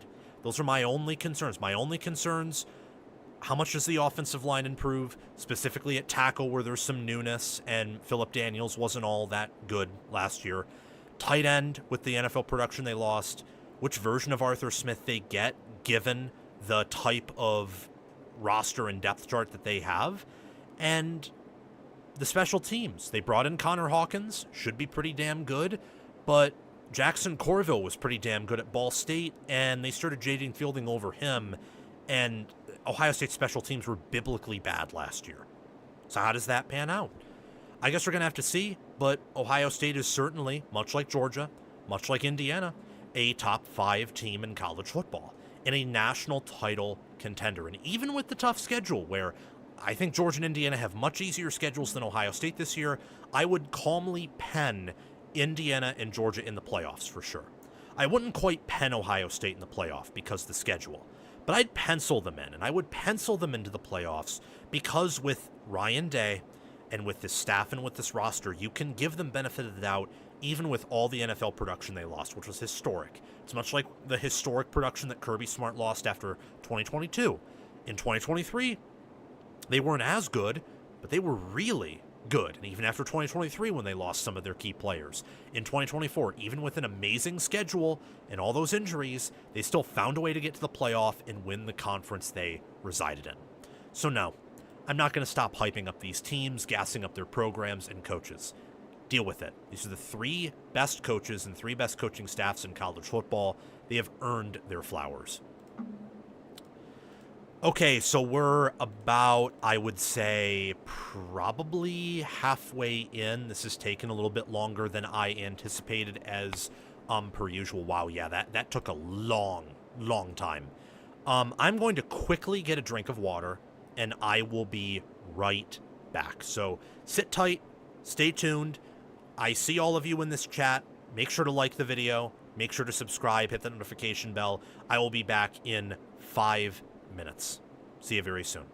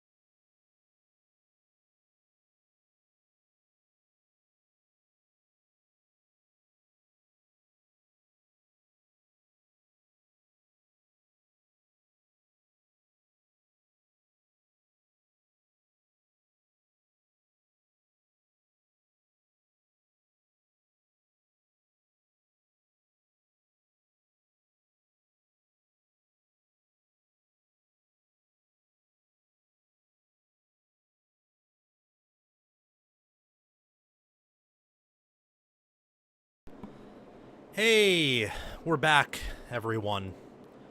We are back. So I just want to make sure, okay, my suspicions were correct. Suspicions are correct. We probably have about an hour, maybe a little bit over an hour remaining, but trust me on this. You are going to have a lot of fun with these next few videos. So sit back, relax. Thank you for being patient during this 5-minute break. Let me just make sure I'm in the right spot with everything, and I am. So again, sit back, relax, like, share, subscribe, hit that bell so you can get notified when we go live Sunday, Tuesday, and Thursday. Next week should be cooler, so there won't be any canceled or delayed live shows.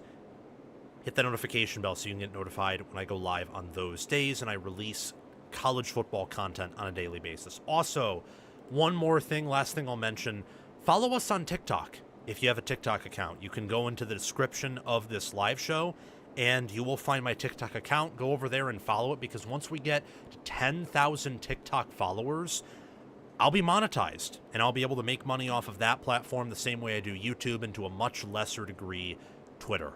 So thank you, and let's get back to the show. Here are 10 reasons my apologies here. Here are 10 reasons this Indiana football team is a 2026 college football playoff lock. Curt Cignetti and the Indiana Hoosiers will be playing for the opportunity to repeat as national champions. Guaranteed. Here's why.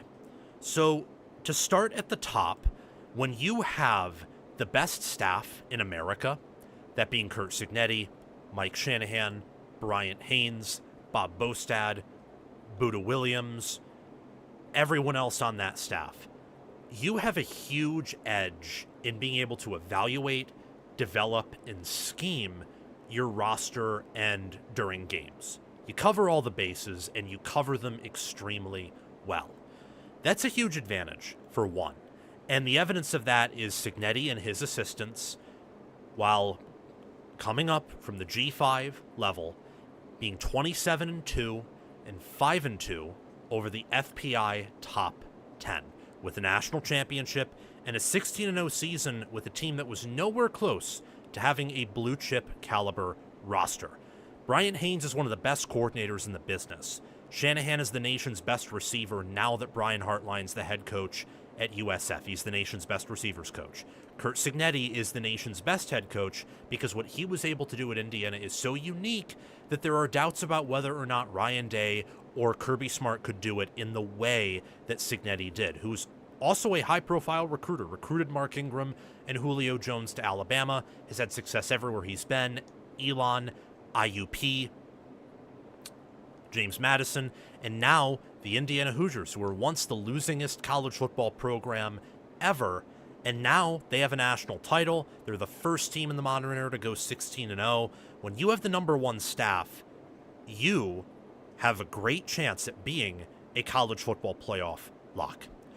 The program DNA has been permanently impacted by this as well.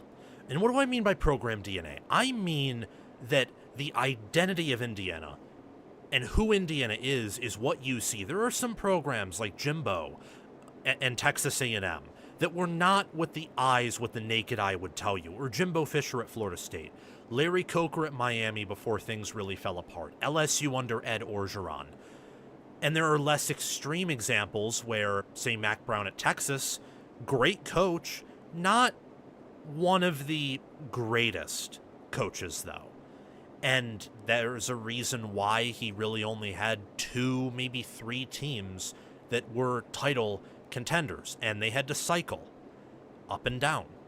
Nick Saban is the greatest coach of all time, and led a program DNA at Alabama where they were expected by themselves to compete for it all every season. They played like it, and played like one of the best teams year in and year out.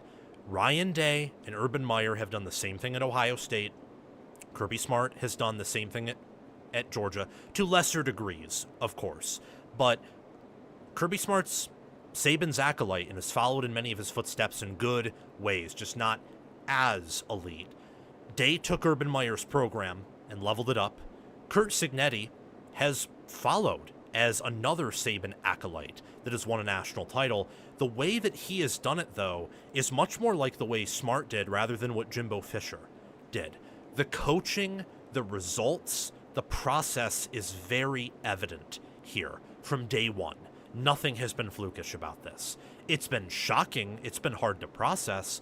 In no way is Curt Cignetti and the Indiana Hoosiers going 27-2 over the past 2 seasons a fluke. In no way. In no way is the 2025 Indiana football team winning a national title a fluke. That sounds insane because it is, but that doesn't change it from being a fact to a falsehood. Indiana dominated EPA per play margin, success rate margin, points per play margin. They even were pretty good in explosive play margin, despite some of the talent deficiencies they had. Yards per point margin. They were first in FPI, S&P Plus, FEI, PFF, and efficiency and game control ratings. They were good. They were dominant in every single thing. Not a fluke. Nothing flukish about this. Nothing 2022 TCU, 2023 Washington, 2021 Michigan State where you win a zillion close games. Nothing flukish about this. It's all been sustainable. It always will be at Indiana now. Indiana also has a decent schedule, so building off of the elite coaching, building off the new program identity, the elite concrete foundation, we're now building up this house, and the path, the driveway to the house, or the driveway from the house into the world where you achieve, where you earn, where you gather, the path this year, this season, is easy. It's not full of thorns. It's not full of zombies or of bears, of deadly, horrific creatures. It's not the easiest thing in the world. You're going to have to climb the equivalent of a few floors, but it's not like Ohio State's or Michigan's or USC's or Oklahoma's or Texas's. There are breaks here. There is an easy ramp to get settled and to get comfortable and to work out your issues. It's why Indiana's win total is at 10.5. Ohio State is right now viewed by most consensus power ratings in the books as the number 1 team in all the odds. Their win total is not the highest, though, because their schedule is an abomination in the very tough sense, not in the easy sense like Notre Dame's is an abomination. Indiana's schedule, in a way, is between those two teams, maybe a little bit closer to Ohio State's, but that's on a very wide spectrum. They only play, pulling up their schedule here, 4 teams that I would have top 15, USC, Washington, Michigan, Ohio State, and they get 2 of them in USC and Ohio State at home. Purdue, Minnesota, Nebraska, Rutgers, Northwestern, Western Kentucky, Howard, and North Texas. IU will be favored in all those games by double digits and win all of them by double digits. And 6 of those 8 games are their first 6. They have a long ramp before hosting Ohio State on October 17th. And Ohio State, Michigan, USC, and Washington from a coaching angle, I think outclasses all of them. And certainly from a team angle, we'll see about Ohio State. Ohio State's a different beast. But Michigan, USC, and Washington, they certainly outclass from a team angle as well. Indiana's floor, due to the talent level they have and due to their reputation and their investment increasing, has a raised floor compared to last year's team. I didn't put raised ceiling on this list because Mendoza and having an NFL QB plays a huge part in a team's ceiling. So while I believe this team is more talented and deeper than last year's team, on an average basis, Mendoza was a huge outlier that raised the ceiling in a very special way, and you saw that in the Oregon and Alabama game in particular. I don't know if IU was that ceiling to be that dominant from a QB perspective or offensive perspective, specifically in the passing game, but this defense should be tighter than it was last year. So should the offensive line. The rushing attack should theoretically improve as well. So a schedule that lines up, a program DNA that is elite, a staff that is the best, and your foundation is only being further fortified because everything is building on top of itself. Yeah, Indiana's a playoff lock.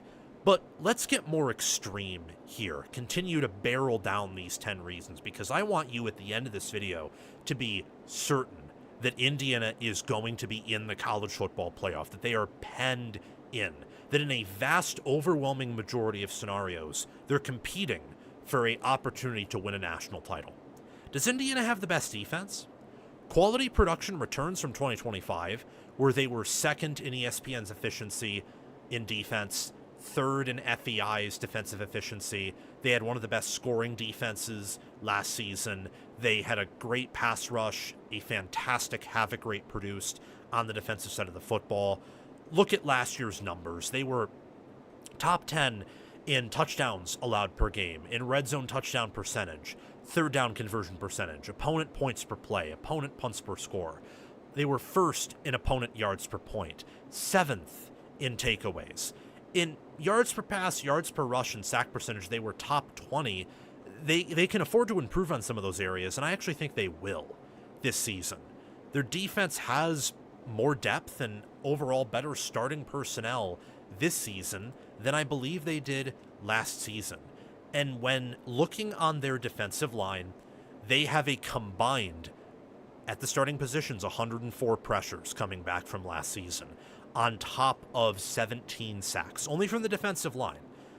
And that's not including their two-deep D-line.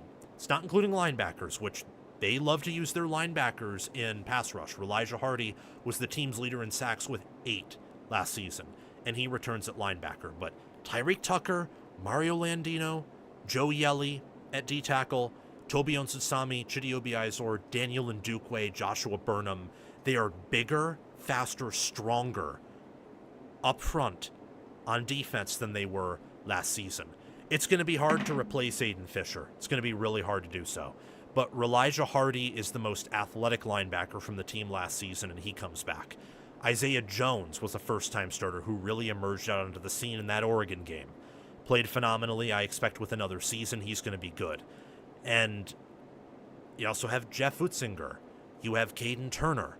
You have many older players, juniors, seniors, in that two-deep who should do well with another year of elite coaching and development. The secondary is the area with most intrigue because of Lewis Moore, Devin Boykin, and particularly D'Angelo Pons all leaving and either signing as free agents or getting drafted. Pons, how high he was drafted in the second round tells you that if he was just 2 inches higher, he would have been picked in the first round. That's how insane he was in college. You don't easily replace him.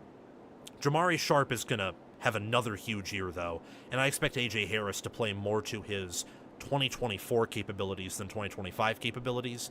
The safety and nickel room, Byron Baldwin Jr. is paired with a familiar face in Amari Farrell and an incoming transfer in Preston Zachman. This defense is going to be loaded. It's going to be a 0.175 points per play allowed defense instead of a 0.2 points per play allowed defense it was last season. Game control is reason 6. And that is Indiana understands the metagame. They understand that in the modern era in particular, it is won and lost in the trenches. Their receiver room and QB got better in 2025, way better than 2024. They had an even bigger leap on the offensive line, and also a good leap in terms of depth and starting quality on the defensive line and in that linebacker room. Look at the numbers here. The wicked, lethal efficiency, and the idea that the EPA per play numbers weren't the best, but for all of them to be in that top 40 range, and that's when you're also having to factor in other stats that aren't pictured here, the yards per play, the touchdowns allowed, what you do in the red zone in particular. And what I saw from a rushing offense and rushing defense angle in all of their games was nothing short of the best you could ask for, given the players they have. They understand the meta, and believe me, with their portal ads and with what they bring back, their lines of scrimmage and their commitment to the metagame is going to be even better this season. Tight end is going to be interesting because the metagame is shifting to tight end, and with how much they lost there, I'm curious to see what they'll do. But with how much they return in other areas, and especially on the lines of scrimmage, which will be elite this year, they're going to be a college football playoff lock. The O-line returns 4 starters, and added a piece in Joe Brunner from the portal, and the defensive line, they receive multiple incoming transfers, but also return their 2 starting defensive tackles. With this, and with Nick Marsh transferring in, with A.J. Harris transferring in, with Josh Hoover transferring in terms of raw numbers, in terms of volume, Indiana has more NFL talent on this team than they did last season. Now, I do not believe they will have a player on offense as lethal and as effective as Fernando Mendoza was last year. Charlie Becker is a freak. Nick Marsh is a freak. Their O-line will get better. They will not have that same hyper-impactful QB that they did last year. But in a volume sense, and this relates, I think, more towards a team's, specifically Indiana's floor than ceiling, they are more talented. They have more NFL talent on this team than last year's team. And maybe even by average placement of players drafted, they'll be better. They won't have round 1, pick 1, but what if they have more first-round picks and more second and third-round picks in the 2027 draft than they did in the 2026 draft? This starting lineup is great. It's fantastic. You got a running back room with Turbo Richard, Lee Beebe, and Kobe Martin. A receiver room with Nick Marsh, Charlie Becker, Tyler Morris, Davion Chandler, not Preston Zachman, but why am I forgetting his name? Shaz Preston. Don't know why I confused them. Tight end, Brock Schott will likely be starting. On the O-line, they're pretty thin there, but starting-wise, they're stacked. Carter Smith, Drew Evans, Bray Lynch, Joe Brunner, Adamola Ajani. Defensively, Chidi Obiizor, Tyreek Tucker, Mario Landino, Toby Onsen-Sanmi, and we already talked about the backups there and the other players on defense, but Elijah Hardy, Isaiah Jones, Jamari Sharp, A.J. Harris, Preston Zachman, Byron Baldwin Jr., Amari Farrell. What a fantastic starting lineup, and as we already discussed, they are a bit deeper than they were last year. This team is going to be a national title contender, same as Ohio State, Oregon, Texas, Georgia, Notre Dame, possibly Miami, possibly Texas Tech, Michigan, USC, LSU, Oklahoma. We'll see. They're in a rare breed of teams who are going to be competing to win it all, and I like them more than the vast majority of those teams. They have a better staff than all those teams. They have a deeper roster than a select of those teams. Depth is one of Indiana's weaknesses here, and their starting lineup is better than, I would say, also a good majority of teams that we talked about who even have the possibility of winning a title, whether or not they're legitimate contenders or not, like Indiana. I'm high on pretty much every aspect of this team. I do not believe that this team is going to improve in every area compared to last year, but I think the picture of this year's team in comparison to last year's team is they'll be different. They'll be better at some things. They'll be worse at other things, and that's really going to be the difference there. Explosivity at wide receiver. I was talking about this with my friend Chris Drew on our show. Their receivers better fit the quarterback this year than the quarterback of last year. So Josh Hoover is a explosive, I don't care who's down there or who's in coverage, I'm going to chuck it type of player. Marsh being possibly one of the best possession receivers in football, along with Becker, who is that, but faster and longer. You have a wide receiver unit that is among one of the best in the sport. I still don't think that it quite matches up with Ohio State's or Oregon's in terms of a combination of everything, so depth, overall talent, looking at the starters. But here's where I think IU's could be the best. You could be looking at the best wide receiver duo in the sport. Charlie Becker had 679 receiving yards and 4 touchdowns last year, averaged 20 yards per catch. Only came on in the second half of the season, and he's been compared to Jordy Nelson, who was an awesome NFL receiver. 6'4", over 200 pounds, physical, can overcome pass interference to make contested catches, and made Zabian Brown, Dijon Lee, and Brandon Finney Jr. look slow. Nick Marsh at Michigan State was, just to be blunt about it, not coached well. He'll receive far better coaching under Mike Shanahan, and that was after posting back-to-back seasons with 600 more receiving yards and being one of the only good players at Michigan State under Jonathan Smith. The fundamentals, too, the discipline, the tackling, the blocking, that's so huge when it comes to fielding a great team who can not just compete for it all, but certainly is guaranteed to getting to that spot. Indiana, they have a top 3 staff. They're a top 3 program in college football right now. Everything about them is good. It's whether it's good, great, near elite, or elite on that spectrum. Same as Ohio State, same as Georgia. Your worst link is just going to be you're above average or good there. And why Indiana is a college football playoff lock is the program, staff, starting roster, and schedule all align. The foundation is there. This team is going to be more talented than last year's team, and Curt Cignetti's teams in general are only going to get more talented than they were in the 2-year run where he went 27-2, because the recruiting is only going to get better. Bigger names, better players are only going to be more attracted to Indiana as time goes on. If this didn't convince you that IU's guaranteed, that the Indiana Hoosiers, that this Indiana football team is guaranteed to be in the college football playoff in 2026, then I don't know what will.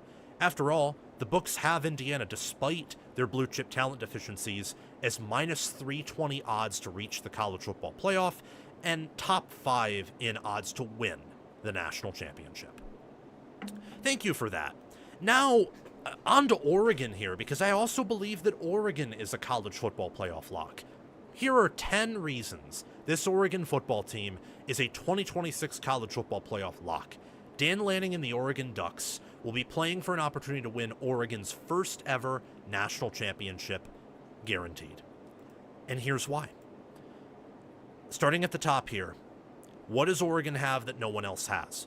The biggest reason, the ultimate non-negotiable, Oregon has the best roster, with NFL players everywhere.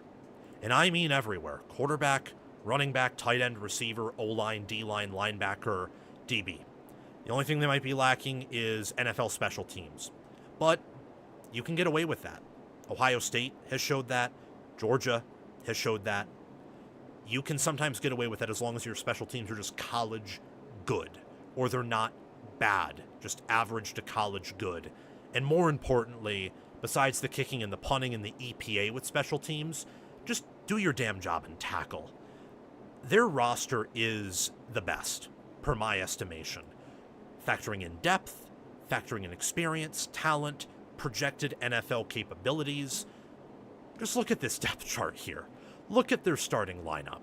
They have 4 NFL defensive linemen, 2 at minimum day 3 linebackers, and one of them could get drafted higher. They have NFL players in every part of the secondary except for maybe nickel Carl Williams IV. And when you have Devon Benjamin, when you have Naeem Offord, when you have Aaron Scott, when you have Jet Washington in your 2 deep, you have NFL players in your 2 deep, future ones with Oregon's development. You have on the offensive line an NFL center, possible NFL players at other positions. Wide receiver is littered with depth, speed, athleticism. Running back is still young, but was great last year and only get better. And Dante Moore could have been round 1, pick 1 last year, and things panned out differently. He'll be a top 5 pick this season. Oregon also, I think this is definitive. Best roster, I could see someone making an argument for Texas having the best roster. And maybe to a lesser degree some other national title contenders. One thing I have a hard time seeing an argument for is roster depth. I have Oregon clearly as the number 1 deep roster, the deepest roster in the sport. Georgia is clearly number 2, not better, not worse there. And this is due to Oregon nurturing elite talent. It is due to Oregon retaining elite talent and coaching and developing and scouting at a high level. Oregon's staff is not that of Georgia, Ohio State's, or Indiana's, but it's the next closest thing, I would say. They have a top 5 coach in Dan Lanning. They have a top 5 or top 10 assistant staff. And you look at their coordinators, and yeah, they're a bit inexperienced, but Lupoy wasn't the best defensive play caller in the world. He didn't even last a month calling plays at Alabama before Nick Saban unplugged his headset. There's a great chance that Chris Hampton is what economists would call a Pareto improvement over Tosh Lupoy. For layman's terms, that's literally the exact same thing as an improvement in all areas. He's just, no matter where you look at, he is the same as Lupoy or better in terms of game day defensive coordinator duties. There's a really good chance he's better in all those areas. He's a phenomenal secondary coach, did well with Willie Fritz at Tulane. Drew Maringer is going to be running the same somewhat basic RPO system that Will Stein installed and executed very well. So I'm not worried about what Oregon's doing from a coaching angle. Not worried at all. Looking at the offense here, not worried about a damn thing. Not even the O-line. It's the same thing with defense. Really, it comes down to special teams and who the coordinators are.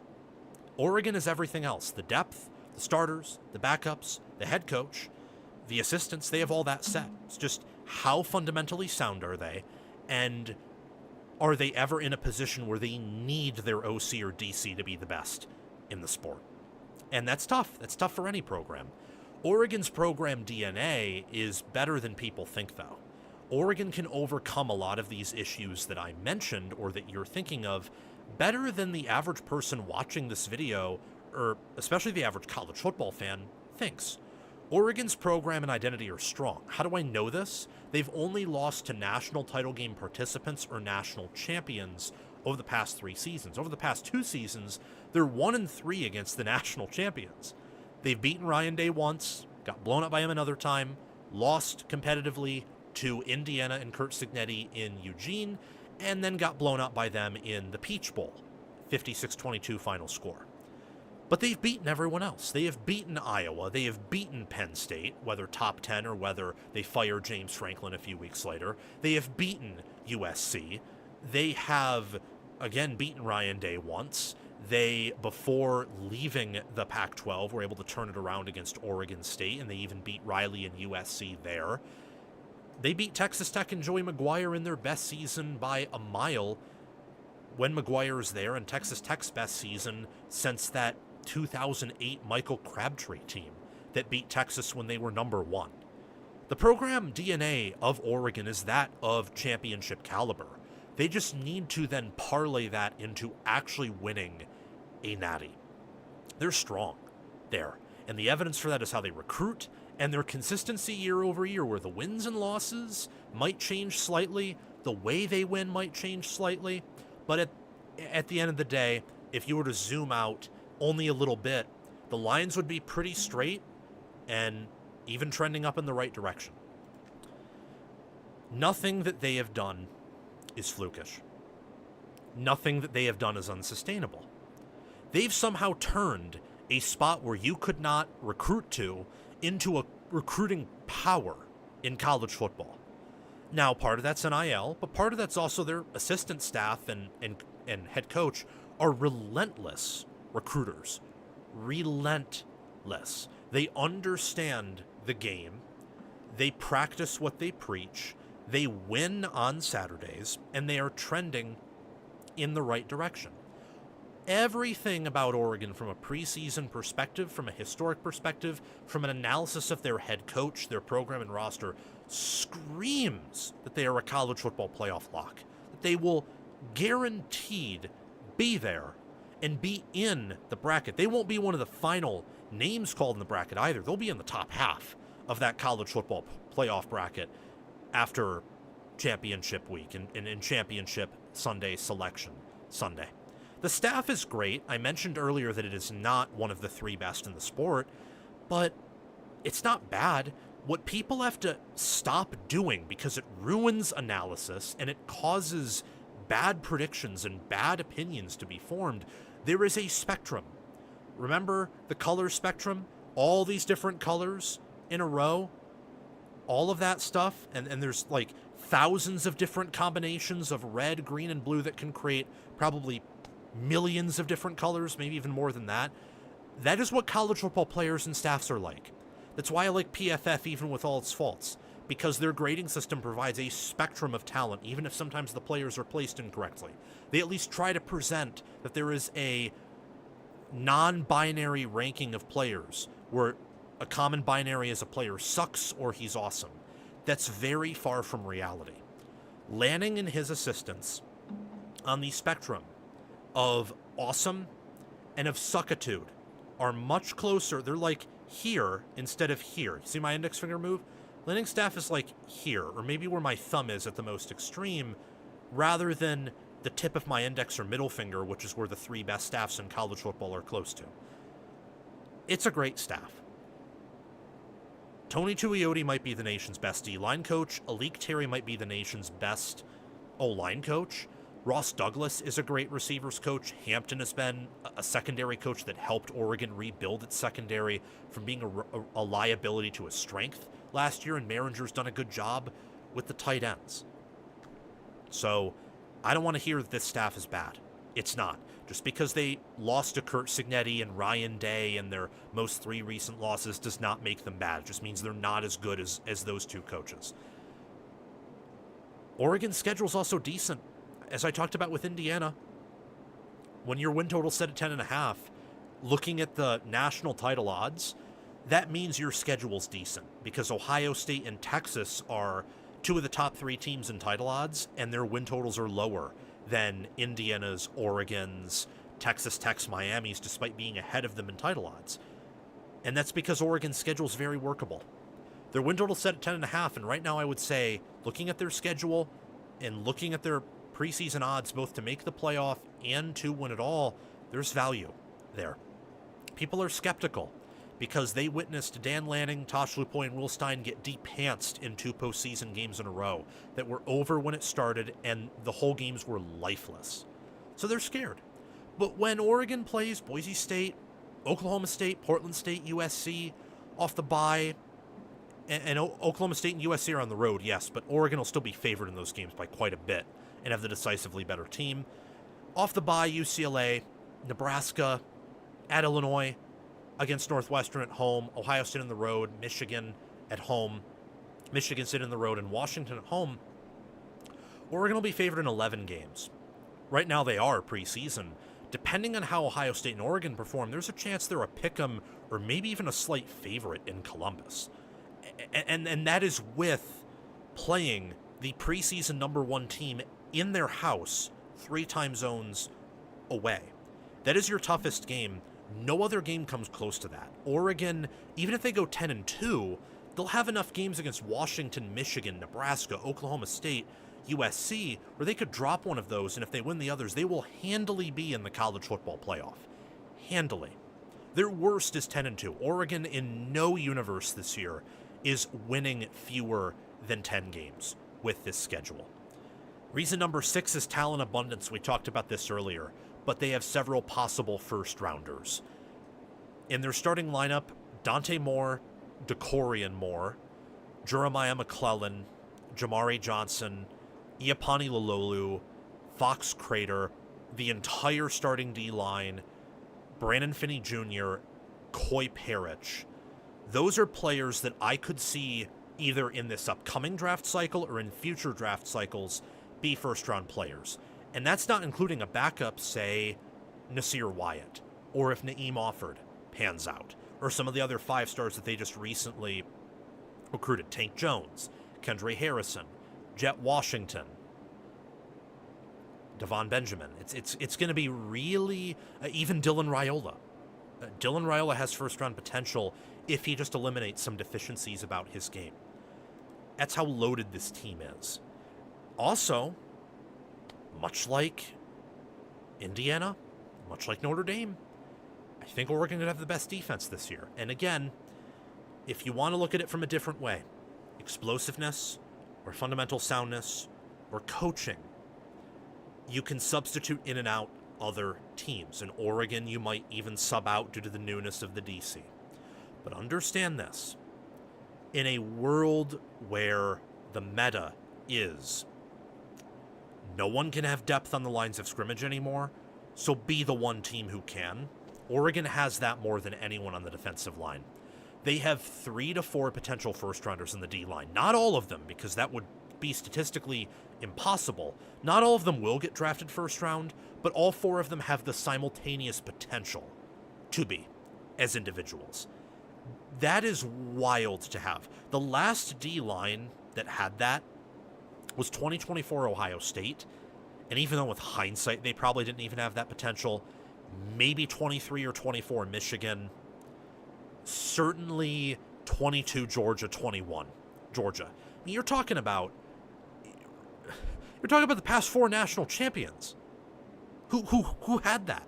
Ohio State, Michigan before then, and yes, technically that Michigan team that also went 8-5 in 2024 had that with Mason Graham, Kenneth Grant, Josiah Stewart, and Derek Moore, all of whom individually had that potential, but they didn't all get drafted there. And then the Georgia team before them, and the Georgia team before them, and here or there we could be missing a team. I mean, Oregon and Miami last year had some incredible defensive lines in terms of NFL potential. Indiana had an awesome college D-line, but they didn't have the NFL potential to all get picked in the first round. The point being, Oregon's defense from a talent perspective is the best. They are the best built for the current era of the sport. So I look at depth, talent, play caller, the head coach and CEO, because he determines, the discipline of the team, the inner workings, the foundation of the team. You average all that out, and Oregon and Indiana right now have as the top 2 defenses. Other honorable mentions probably would go Notre Dame at 3, Texas Tech, Georgia, Ohio State, Miami, Texas, maybe, don't want to forget Oklahoma, maybe Texas A&M, maybe Michigan, maybe Washington. It's an honor. I mean, defense wins championships, and it's been an area that Oregon has struggled with under Lanning, but struggled so much more so under previous regimes than under Lanning's. This season, Lanning might finally have a defense that in a lot of ways is comparable to the ones that he coached at Georgia. And you see that with the D-line play, linebacker play, corners, safeties. The one thing they can improve on is red zone, touchdown percentage allowed. Look at how bad that was. And the fact they have a coordinator change. It's not going to get worse than that. It's probably not going to get worse than the opponent third down conversion percentage, looking at who returns in the secondary and the fact that their D-line is going to get after opposing quarterbacks more than they ever have. This was a top 5, at worst top 10 defense last year, even with Lupoi's inconsistencies, even with having to play the number 1 offense in Indiana twice, and also having to play USC's offense. So, I don't know about you, but you should be convinced that when you have a combined, 90 pressures returning from your starting 2 defensive ends, and then an additional 40 returning from your D tackles, you have 130 pressures returning from last year. And on top of that, you have 18 sacks returning from this starting 4. Nasir Wyatt brings back 3 and a handful of pressures. They got Aiden Breland back, Elijah Rushing back. They have some players who are younger who could work their way up, and their second string D-line would be a great D-line.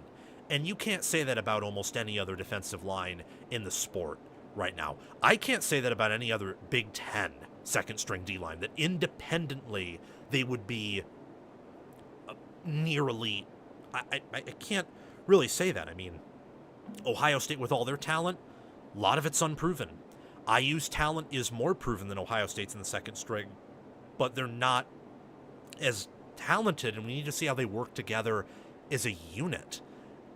This is the most talented defensive line and the best defensive line in college football if you care about an NFL talent perspective and the ability to just take over games. There are only few D lines that I would look at: Texas, Indiana, and Oklahoma, Miami, Texas Tech, that from a college angle could match or surpass this D-line. But from an NFL angle, none of those D-lines will. Linebacker is an area that could have some weaknesses, but they're more talented than they were last year from an athletic standpoint. Jerry Mixon and Devin Jackson are both seniors. They're older players. Nasir Wyatt's that backup edge I talked about, who I think will have a massive year this season. Did a phenomenal job as more of an undersized true freshman.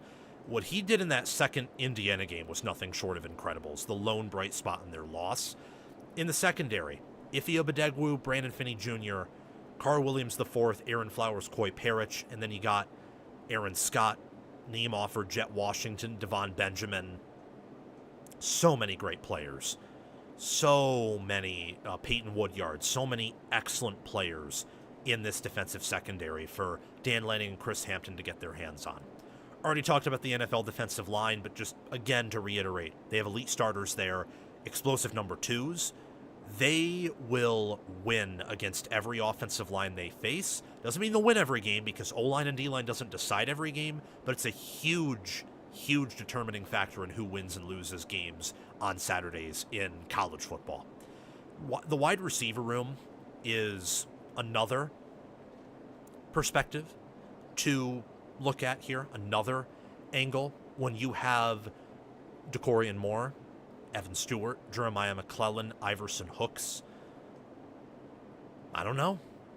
Is it the deepest receiver room in college football? We'll see.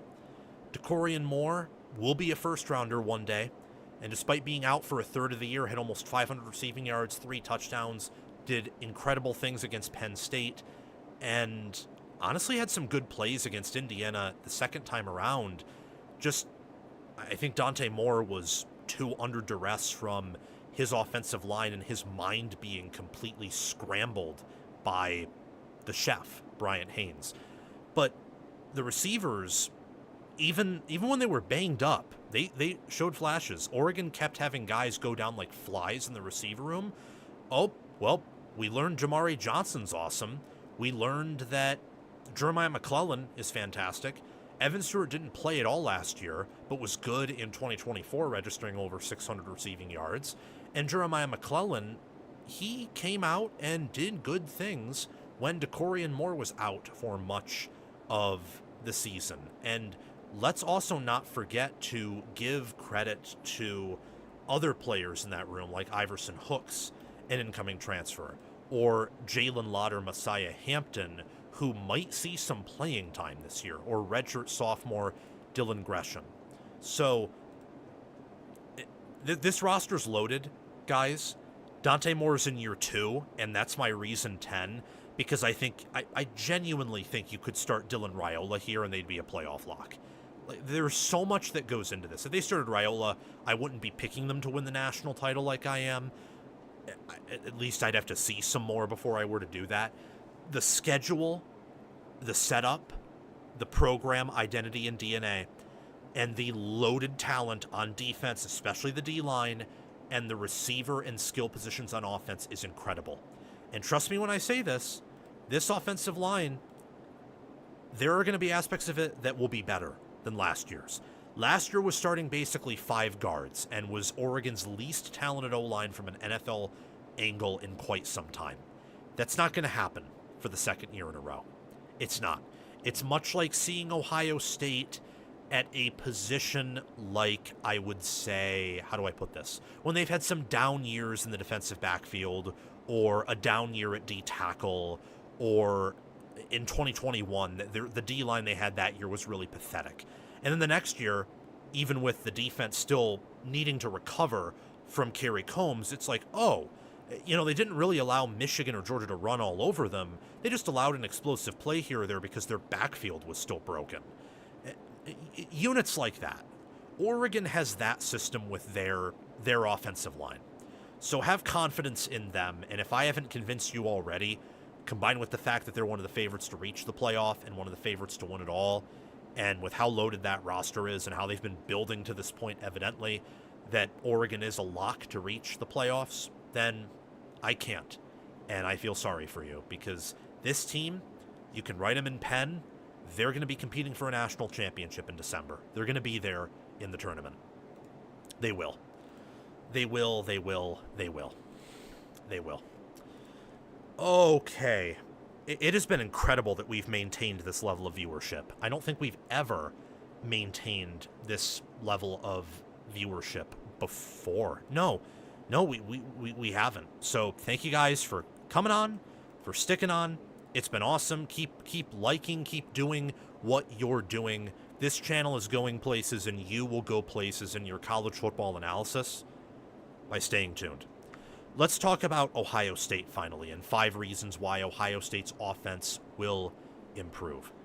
These are 5 reasons that this Ohio State football team improves on offense in 2026. This is a unit, an Ohio State Buckeyes offense that brings in Arthur Smith, a former NFL coach, head coach, and offensive coordinator, to call plays. And they return Jeremiah Smith, Julian Sayin, Bo Jackson. That's already scary when you look at it, when you hear those names. But for the college football world, it's going to be even scarier than that. It's going to be even scarier than you think because of these 5 reasons. First and foremost is Arthur Smith. So Ohio State upgrades its offensive play caller. And last season, offensive play caller was a bit of a problem. They were still able to hammer anyone who did not have a top 5 defense. They were able to hammer them over the top, occasionally pop off an explosive run, even with an offensive line that by Ohio State standards was pedestrian, and that unit will be a bit better this season. They have all the talent in the world. They just need someone who knows how to turn the key properly and how to shift the gears. And even if Arthur Smith, say, isn't a slam dunk hire, he's better than Brian Hartline at calling plays. So no matter what, from a play calling angle, from utilizing the talent that Ohio State has offensively, you are seeing a raised floor. Probably a raised ceiling, too, because of the fact that the ceiling is limitless for this offense. That's exciting for Ohio State, for Ryan Day, for the Buckeye faithful, for the Silver Bullets on defense. As last season against Miami and against Indiana and Texas, they kind of had to hang on for dear life and carry the game. Ohio State against the FPI top 15 only scored about 13 points per game. It was Day's worst offense of his tenure. It is guaranteed to get better because Day, being an offensive coach, being an expert, and hiring another expert to help him fix this offense, he's not going to make the same mistake twice, in the same way that great programs at positions where they have acumen aren't going to have 2 down years for a row. No matter what, they're guaranteed to get better. Offensive play caller is the biggest reason why. Smith, I have automatically as a top 20 or top 15 offensive play caller entering the season. I have my doubts about him being top 10 or top 5 because as a play caller on offense, he was not as successful in the NFL as Matt Patricia was. And he also, with this offense, I do not think has the talent that Patricia did on last year's defense. So trying to use a similar scale with both of them, Patricia's a top 5 DC. I think Smith's a top 15 offensive coordinator and play caller.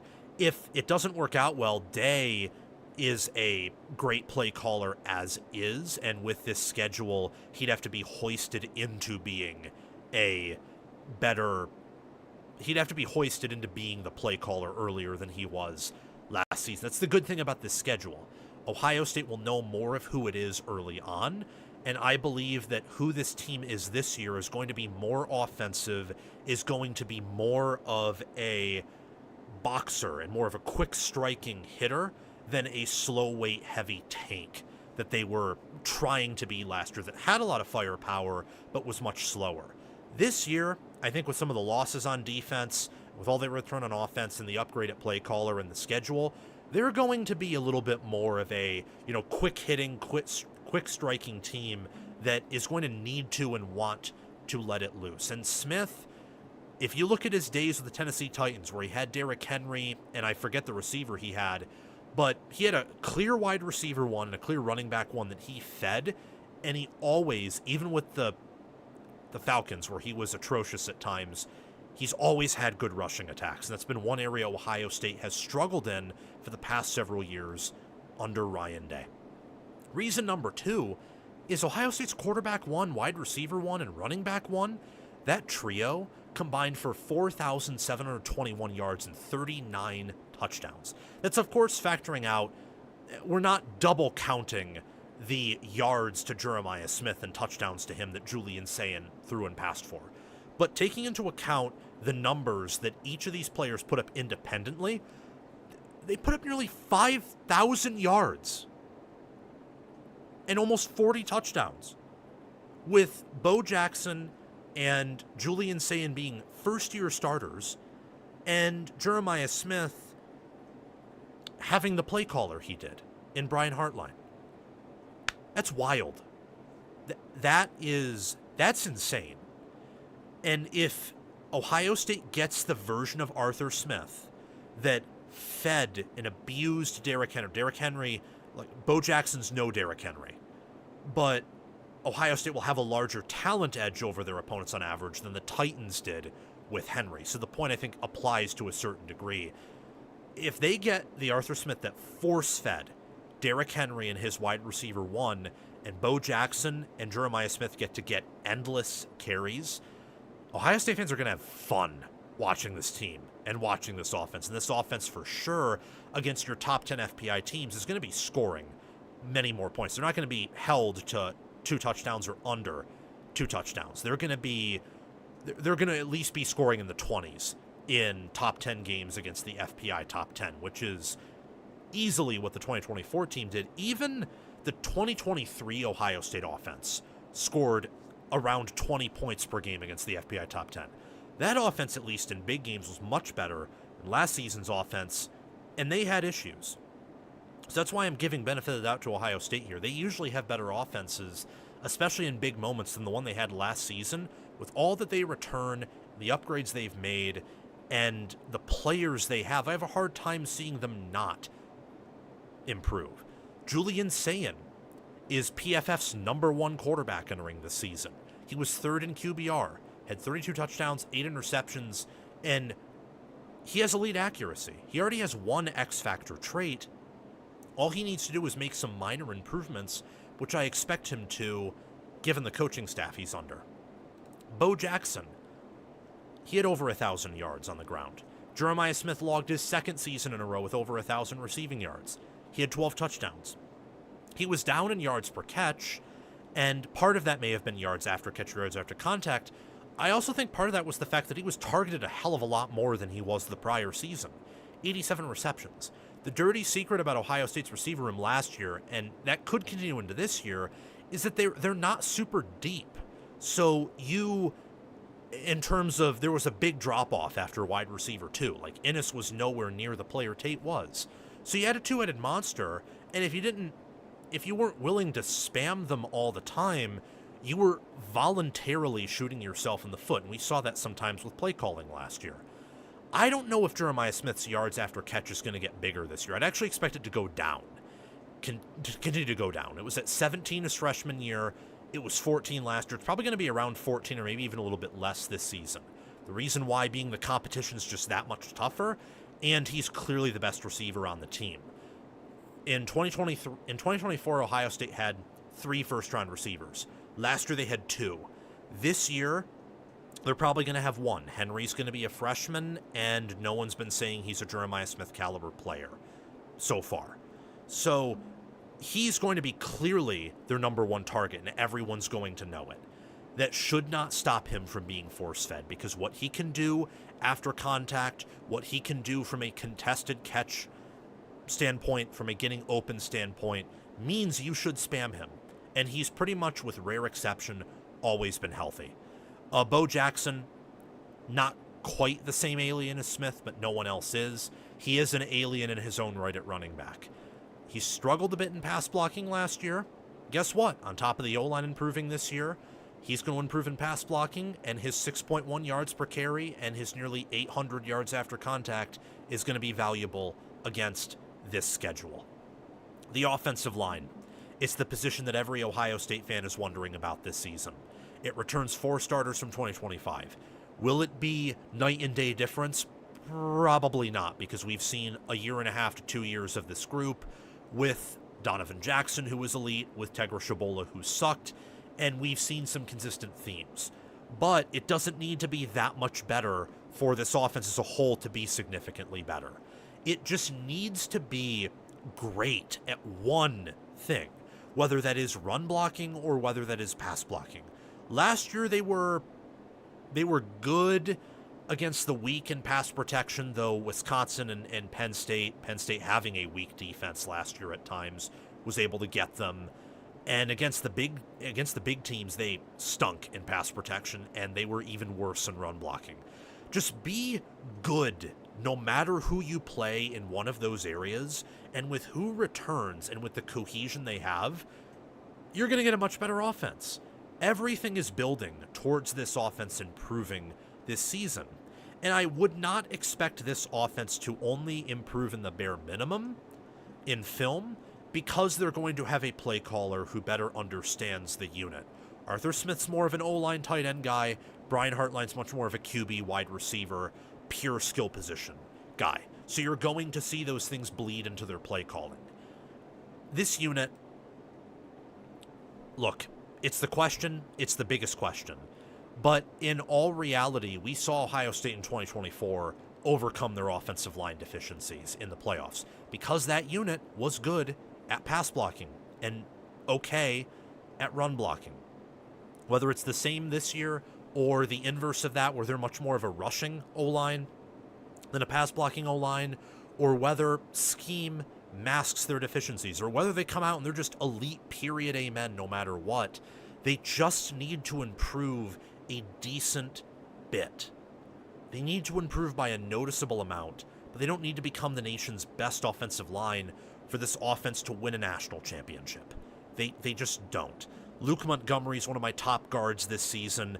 Austin Sareveld is likely switching to guard, so immediately you have one of the best guard duos in college football. Hinsman's good, is who he is. Tackle has upside with Ian Moore. We'll see how he pans out. And Daniels is more of your known commodity who's at right tackle instead of left because he's a better run blocker than pass blocker. But much like every Ohio State position, it's talented. The question is just how much do they improve after returning 4 starters from last season? The veteran talent is reason 4. They return 8 starters, including the trio of wide receiver 1, running back 1, and the starting QB, the 4 offensive linemen, and slot wide receiver Brandon Innes. They also have some newcomers like Ian Moore, Chris Henry Jr., who I like. I think Isaiah West will take a big step up this season. If Julian Sayin somehow gets injured this year, I think Tavian St. Clair is a pretty damn good QB who made strides from year 1 into year 2 with the program. So this offense is much like last year's, except for at tight end and Carnell Tate, but they're all a year older and better, and they have a better play caller. And last but not least, the great staffs, the great teams, you know what they do? They learn lessons. They take in what worked and what didn't work from last season, and they fix it. Or if they can't fix it, they alleviate it. If Ohio State this season is not better at running the football than they were last year by a meaningful degree, they're going to pass more. That's what's going to happen. If for some reason the worst thing happens, running back injuries bleed into the fall, O-line doesn't improve by that much, guess what? Ryan Day and Arthur Smith are going to pass the football more, and the offense will improve with the veteranacy that they have at every position. If they are worse, meaningfully worse at passing the football due to losing an NFL pass catcher in Tate and losing what they had at tight end, but their O-line improves in run blocking and their running backs are deeper and better, they're going to run the football even more. And this time it will be effective and not 75th in EPA per rush. Defensively, not talking about the defense in this video, but if they regress, and I believe they will because of how good they were, they're going to force more turnovers. Patricia will compensate for not having the same caliber of players, of depth, the same quality, and he'll do it by scheming more pressure or by getting more pressure, period. He'll do it by emphasizing turnovers more because they'll need more turnovers to get more stops. Ohio State answered some of their special teams questions by getting an upgrade in the kicker with Connor Hawkins. Great staffs, elite staffs, fix their issues, learn their lessons. Ryan Day and Ohio State football with Arthur Smith as the offensive coordinator. That is an elite staff, an elite offensive staff. This Ohio State offense is going to be better in 2026. I'm convinced, and I hope I convince you that as well. Okay. Moving on. Getting close to the end here. Very close to the end. See an Ohio State fan in my chat Listen, if I have to watch Ohio State go another year of playing turtle snail football, I'm going to pull all my hair out. You should, and you know why you should? Because if Ohio State plays at that pace with the personnel they have and with the defense that they have, like mostly because of the schedule they have, if they play with that pace, they are putting themselves in a position to lose 3 games. Because with the schedule they have, if they play at a slow pace of play, there will be 6 to 7 teams on that schedule who can play them within 1 score. Now, if they ramp up the pace of play, there's probably only 3 to 4 teams who can compete with them, and they'll pull away from the others pretty easily. But that slow snail's pace of play with Ohio State it's like Kirby, Ryan Day, and the pace of play and the emphasis on running up the middle and special teams is like Kirby Smart with receivers and quarterback play and hating on NIL. Like, they're not the biggest things in the world, but they're tiny things where, okay, if a fan occasionally complains about one of those things from those coaches, I get it. You can't have everything. It's like with Curt Cignetti in Indiana. The more I think about it, the more I think I don't know if they'll ever be an elite recruiting program, just with how they want to run things. And there's going to be ups to that. There's going to be drawbacks to that. We'll see, though. With Cignetti, it's earlier than with Smart and Day, so you can't pinpoint the same stuff. But and that is an area with Ohio State over the past few years that hasn't played out well. Like, the snail's pace of play cost them against Michigan the year before, almost cost them against Nebraska that same year. Last year, against Texas, it made sense. Against Indiana, and particularly against Miami, well, I don't know either. I'll have to see what happens this season, because there's also a reason for coaches to have their issues, and sometimes, most of the time, it's because they know things that we don't. Like, they did try to start out fast against Miami, Ohio State did, and then Miami got, like, they had 3 plays in a row where Julian Sayin was just destroyed. And if you do go up-tempo and you do go quickly with a massive O-line, D-line discrepancy, unless you play it perfectly, if you play it perfectly, you'll give your O-line a break. If you don't, and you were like Sayin last year, where you're double-guessing things and you're not taking calculated risks, then going up-tempo with that type of QB is just guaranteeing you lose 10 yards every time you do that. So that may be the reason they were playing at a snail's pace, is they just understood Sayin wasn't ready to run an offense like that, where you have to be quick with everything. Because against the 3 defenses he faced that were awesome, he was not quick. He was still good, but he wasn't good because he was quick, per se.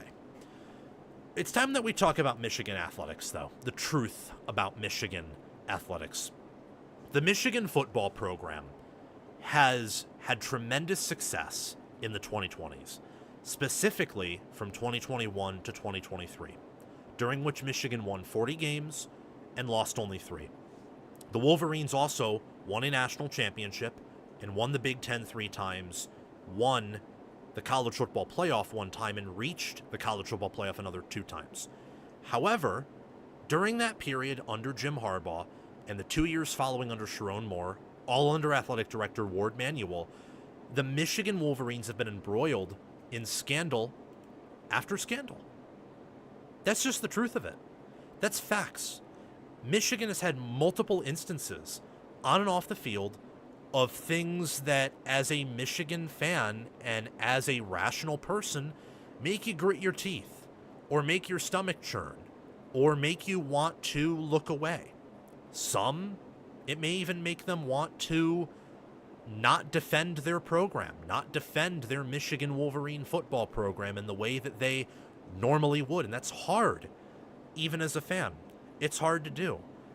I look at Michigan's schedule. I look at their players. I look at their team. I look and analyze everything about the football team. This has nothing to do with that, though. It's a different type of Michigan video. This is a Michigan segment where I'm talking about their athletic department as a whole. A little bit more of unfamiliar waters. When I look at Ward Manuel, the AD, and I'm not qualified to criticize head coaches unless they're really sucking at their job, like Sharon Moore, Shane Beamer, Billy Napier.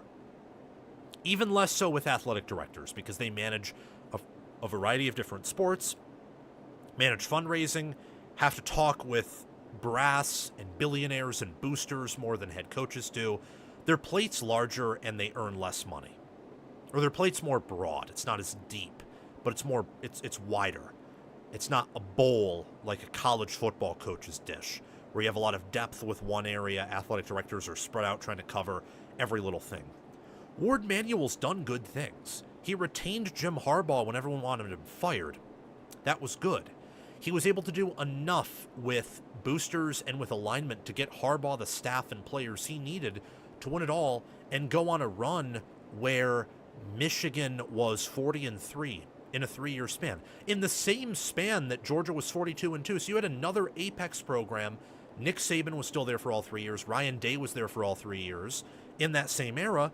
And Harbaugh was still able to win 40 games, only lose 3. Dusty May came and possibly fielded the greatest team of the 21st century in basketball and won the Big Ten tournament the year before that. But with all the highs that Ward Manuel's had at Michigan, there have been some incredible lows. I don't really care about recruiting violations. Everyone tampers. Everyone tampers. But it's still breaking the rules. You have to mention it. Not everyone goes to the lengths of in-person scouting that Connor Stalions did. Not everyone does that. And that report where Michigan knew after firing Matt Weiss and after decrypting his phone, they knew that Stalions was cheating and they covered it up. You know how stupid that is? You know what level of incompetence you have to not report that? Because if you report it and there's evidence that no one except for those two and maybe a handful of others knew, you get even more of a slap on the wrist than you did when you denied it and fought it. Michigan's 2023 title and the Harbaugh era, and quite possibly Michigan's program post-Harbaugh, would be in a much better position if after Weiss got canned, they got out ahead with everything. If Michigan just came forward and say, hey, we had a sexual predator on the staff who was collaborating with Connor Stalions to cheat and scheme in games, you know what would have happened? Because we saw what happened. We saw what happened when him and Stalions weren't with Michigan. We saw it. They still won the national title. They still won all their top 10 games. And yet, by being paranoid and by covering things up and trying to maintain the clean image above all else that Michigan has done for every year of their existence. So it's like the wine glass, the champagne, and they're shaking it around and they're sipping it like this and being excessively pretentious. If they just didn't do that for 5 seconds, their reputation now would be better than it is in our timeline. Sometimes trying to maintain the perfect image makes your image worse than if you're just honest, if you just provide a shred of honesty. And one thing Michigan, despite all of their success on field, which I view as entirely legitimate for a variety of reasons, but I can understand why some people wouldn't view it that way. There's been a lot of sketchy behavior. There's been a lot of people genuinely hurt by this. This list of scandals doesn't even include the whole Bo Schembechler news about Dr. Anderson and all the, sexual assault malpractice stuff that was happening under Bo Schembechler's watch. And the whole Harbaugh debacle where he was basically denying that happened in 2020 and early 2021. This doesn't even cover that. That was major. You then have Connor Stalions recruiting violations, Juwan Howard punching people, Juwan Howard just being distant from the program, Matt Weiss hacking athletes' phones, encrypting his phone, and Sharon Moore cheating with co-eds.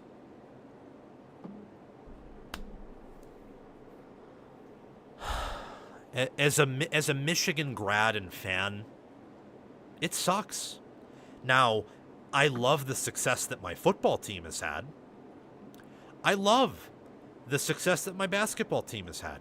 I love this is one of the few times that you'll see me be an obvious Michigan fan here, and I'm doing it for the sake of proving a point.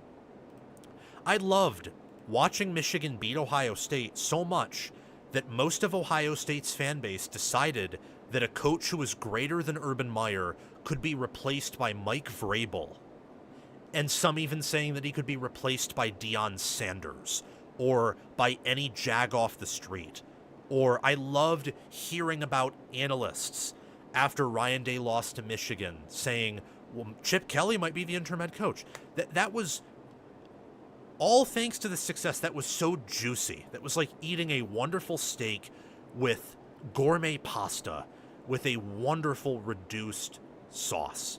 That I would never take that back. The Dusty May National Championship and crushing Tom Izzo twice, and Michigan State in basketball having to watch as Michigan fields a greater team than any team they've had in the 21st century.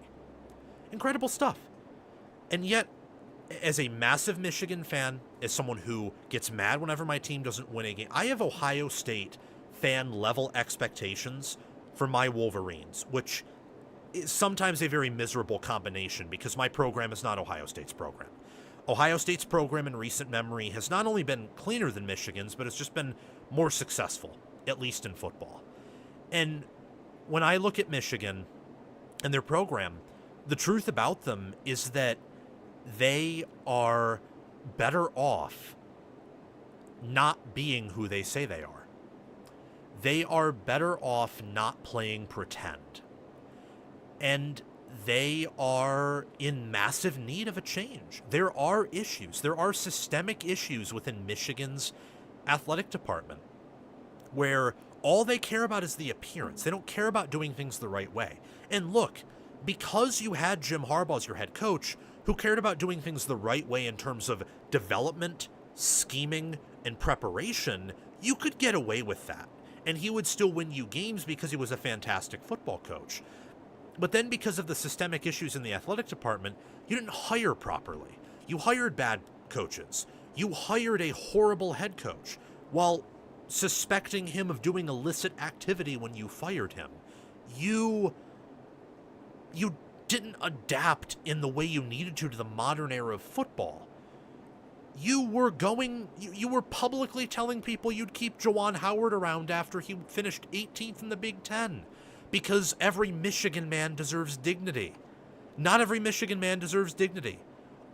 It's like at Ohio State. You know what Ohio State did when their dignity was questioned? They made sure that Urban Meyer was never going to return. They said, okay, yeah, we're ready for Ryan Day.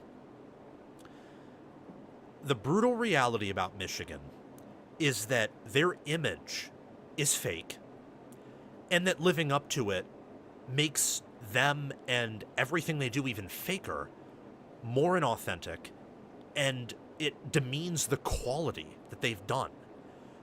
Now that Jesse Minter and Mike McDonald are NFL head coaches, one is a Super Bowl, and they're the top 2D coordinators or defensive play callers, and Harbaugh's in the NFL having success, along with his assistant coaches, and Mason Graham's doing well, Aiden Hutchinson's an elite NFL D-end, A.J. Barner and Colston Loveland are doing well at tight end.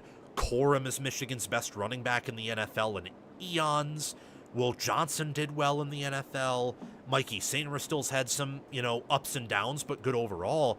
There is no doubt, if you are objective, no doubt that at least 99% of Michigan's success during that Stallions period was legit, if not 100%.